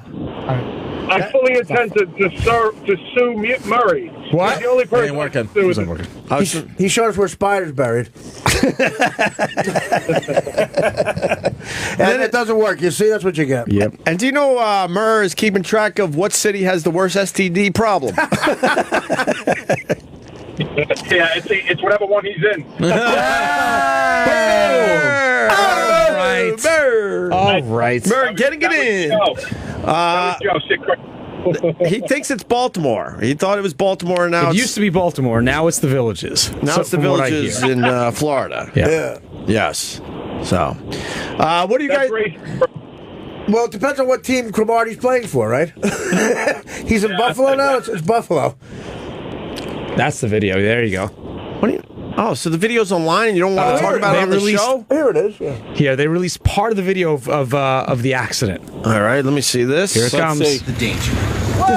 Oh, yeah, see, that's ribs. Oh, yeah, that's ribs. I knew it would be ribs. Yeah, that's ribs, all right. Yeah, you see, that was really, that's it was coming right on like an avalanche. Jesus. That's what she said. So it's got to hurt when you laugh and breathe and all that shit, huh? It's got to hurt when you laugh. Don't come to Caroline's tonight at 9:30. You'll really be. Whatever you do. You can't handle it. What else could you say about Nitro Circus Spectacular? Geez Louise. I mean, what can't you say about it, man? It's 40-year-old guys doing shit that they should have done 10 years ago. Yeah, absolutely. Exactly. Well, the tightrope thing from last year, holy, that was crazy. Anything as bad as that this year? Huh? Well, the whoever America votes for to lose the episode gets punished alone, and I don't want to say too much about exactly what happens to He's him, already but there gonna- is a cake wall involved. A cake wall? A wall of cake is involved in the final Sounds punishment. fantastic. Any of these punishments involve a bare bottom spanking? A wall of pussy. I mean, and you guys, America gets to vote for it by going online and using, and now since Sal isn't on, we should all say just to use hashtag punish Sal. Yes. So everybody could just Sal to get punished. He's not here to defend himself. Fucking Sal. Yeah, fucking Sal, all right. He's probably still eating pizza in Cincinnati. Jerk off, right? This guy tore it down. Fucking jerk off. Guy ate this a whole Sal. pie. Did he really? Guy, he was fucking going off. I was like, there's be no pizza left in Cincinnati if you keep this up. He was like, I'm hungry. I get nervous The when I pizza go in on Cincinnati, stage. I don't mind. It was good, the pizza in Cincinnati. Oh, you get better pizza in Korea. What makes their pizza good in I Cincinnati? don't know. It was good pizza. I went Okay, with- Johnny Bench. I went with Sal and his manager, whose name is Dexter. I called him Baxter the fucking first 24 hours by accident. And he didn't fucked it correct- up. He didn't correct you? No, he's a great guy. He's here now. This guy's got the best hair in fucking the game. Yeah. His hair is unbelievable. Dexter's there? Yeah, look at his Dexter's shoes. there he is. Unbelievable shoe and hair game. Great yeah, shoes, Dexter's great the hair. best. He's great. Fucking Dexter Baxter. Artie, speaking of pizza, you know where you get great pizza? Where? Caroline's tonight. They have good pizza. They actually do have good pizza. That's the one thing. That's the only thing that's not funny. The pizza. And wash it down with the Dennis Leary while you're at it. Yeah, the Damarera donuts. Oh, yeah. That's right. The Tom Dreesen fries. The Mitch. Well, actually, Whoopi Goldberg and Gilbert are doing a show before us. Jesus, really? That's a fucking show. Gilbert was supposed to be in here today. Yeah, what happened with Gilbert? I thought he was coming in. I don't know what happened with Gilbert. Then I got a talking to that Ant's not allowed in the building still. Oh, boy. Anthony? I was going to sneak Ant in. And who? Anthony. You know, Oh, Opie and He's not? You said Ant. I thought you meant the gay comic Ant. supposedly I guess I got a talking to. He's not allowed in the building. They're like, we I'm hear. surprised I'm allowed in the building after last week. Shit, it was crazy. I thought it was open and honest and funny and I didn't care, but I'm saying touching at There's times. a lot of bad blood. There's a lot of that was a wonderful appearance by Artie Lange. Every once in a while, I gotta have a war. It's been 10 years since the last one. Yeah, I got a talking to though before the show today. Like, Right. they heard down the hall that you're trying to get Anthony on the show. Is that true? Yeah. So they said no way. They said make sure he knows he's still banned from the building. Is Sabian allowed after that shit? I don't think Sabian's allowed in the building anymore. Anthony, obviously, I didn't know. I thought I really was gonna, but then I was like, yeah, but is he in the computer as banned? we could sneak him in. We'll dress him That's up what I'm like. saying. Yeah, yesterday was Halloween. He missed a That's fucking what I'm opportunity. saying. Yeah. I'm gonna figure it out. We'll But just Get him in. because I mean, we created a buzz because Artie's like, I want Gilbert. I go, you grab Gilbert. I'm grabbing Anthony. We're doing a fucking show. Yeah, Gilbert. That. And then who gets bumped? Me. I said that. I'm out of here. Fuck. I'm going through enough, and now I got a call. I can't fucking come to the show. You should. You could be in one. We should tell Murray. The show started, and the replay is going to start in a few minutes. I mean, out of the box, we played a little Blackberry Smoke, and then Chris decided it was time to just fucking Tell You everyone gotta what's be going on in careful, his man. life. Like I said before with the stir tray, go on 6th Avenue and you realize you just told 20 million people that, your father blew you. What? It seemed logical at the time until you go back on the stream like, what the fuck did I just do? The tweets I got and texts I got. You have that talent until you lawyer like Howard will lawyer. It's just me and you talking, right? No, it ain't. Shut up! Don't give away my tricks. Everybody in traffic in Missouri. don't give away my tricks. If someone's in traffic in Juneau, Alaska, now they know I fucking punched my guidance counselor in the face. Not Angel does. Anyway, Caroline said I think. Chris is trying to leave his girl, who he has a kid with. You're trying to leave her. And he's got a stepson. Yep. And he's sleeping on the couch. He'll be living in the villages in 2 weeks. And he has a foot out the door. And then he might have got his girl pregnant while she's on her period. Yep. She feels like she's That's pregnant. impossible, isn't it? That's what I thought. She feels like she's pregnant after 7 days. Wait. That's what I thought. Thank you. Dude, thank you, Dr. Like literally, her body's pushing it all That's out. what I thought. That's what I thought. Well, you went to Farrell, right? Monsignor Yes. I went to Archbishop Malloy, which is the fucking Queen's version of Farrell. Are you saying they didn't teach us sex ed They didn't correctly? teach us fucking that, and now I'm like, and then I Google it. It's like, you're an idiot if you think that you can't get a girl pregnant on her period. But it's... Well, if you can't, that's the whole point of a period, isn't it? Like, That's what I thought. I thought it was safe spot. sex. I thought it was nature's birth control. The sweet spot lands. No, the sweet spot lands right in there somewhere. Oh, fuck. The sweet spot is... That's what the rhythm method is, That's isn't what I it? thought. You time it. Apparently Chris can't keep a beat. Yeah, that's what happens when you try to fuck a salsa instructor. That's what I'm saying. She's got a rhythm. Beautiful. Yeah, But she's Gloria Estefan. And then Murr... I also don't understand how she feels like she's pregnant after 7 days. I'm trying to tell him But I actually, don't know. this is the Can true you thing. feel it? You know how Jimmy the Greek said black people have an extra bone in their ankle? Yeah. The Spanish are different with pregnancy. They do. Look it up. She felt it right away. It's a difference. She felt it the last time. My She daughter. felt it When my right daughter away. got pregnant, when she was pregnant with my daughter, I fucking think felt she's it. buying some time so she can figure out her shit because she really about time she loves this bought Chris something. Distefano. Yeah. And then after all this, I go, Chris, what are you plugging today? He plugs her Zumba class. That was the most pussy whip thing I've ever seen in my life. You're on Opie's show. What are you plugging? Her Zumba class. Zumba. My wife who's playing me, Zumba's class. Your pregnant wife. What the fuck? What Zumba. happened? More Zumba. Where did I go wrong? Wait, It's are your you married 7 now? days. No, I'm not married. In his defense, Zumba is a great class. Zumba It is. really, really cutting edge stuff. Yeah. Yeah. It's good, and it's good. There's a lot of movement in the uterus, so. Yeah. Well, that's why when you do aerobic stuff like that, like Zumba, your body reacts differently to pregnancy. I know. She probably knows her body better than anyone. Fuck. He wants to get her on an ATV, and Is Pastrana available? as part of the father Nitro probably- Circus Spectacular. Your father probably said to himself just one thing: do not get a Puerto Rican Zumba class person. Don't get her pregnant. Don't go. Yeah. There's Puerto Rican and Zumba in the same sentence. Yeah. Your father's head is spinning. Yeah. I'm not saying I agree with it. Unfortunately, we're running out of show, but someone's asking if you could take your fake tooth out. I didn't even know you had a fake tooth. No, I got it fixed, man. My tooth, one episode, it popped out. That's all right. Yeah, What, fucking season 3? You look like Opie's doppelganger. I got it fixed. Yeah, I got it fixed. What happened that it fell out during the show? You should get your girlfriend fixed. Take his advice, Chris. Honey, I'm getting you fixed. I got a Zumba class. What Same happened? thing. Tooth pops out, baby pops out. Same thing. fucking thing. The only difference is his tooth is white. He teed it up. I had a Come on. He Music, teed it up. I really? had a swing.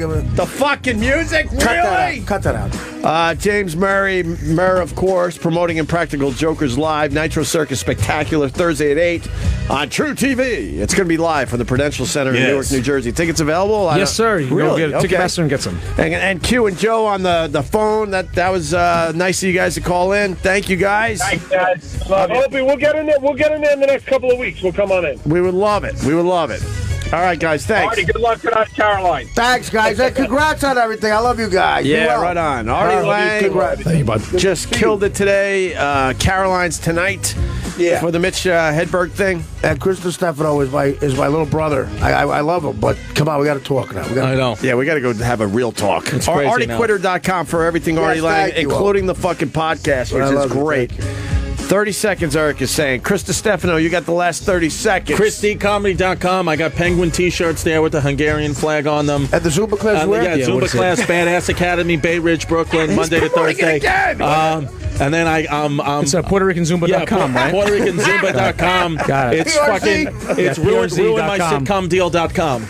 That's where you can find it. All right, and follow us on Twitter, Opie Show and Opie Radio. And all right, we'll see you tomorrow. Thanks, guys. Murr. Thanks, Artie. Thanks, Chris Distefano.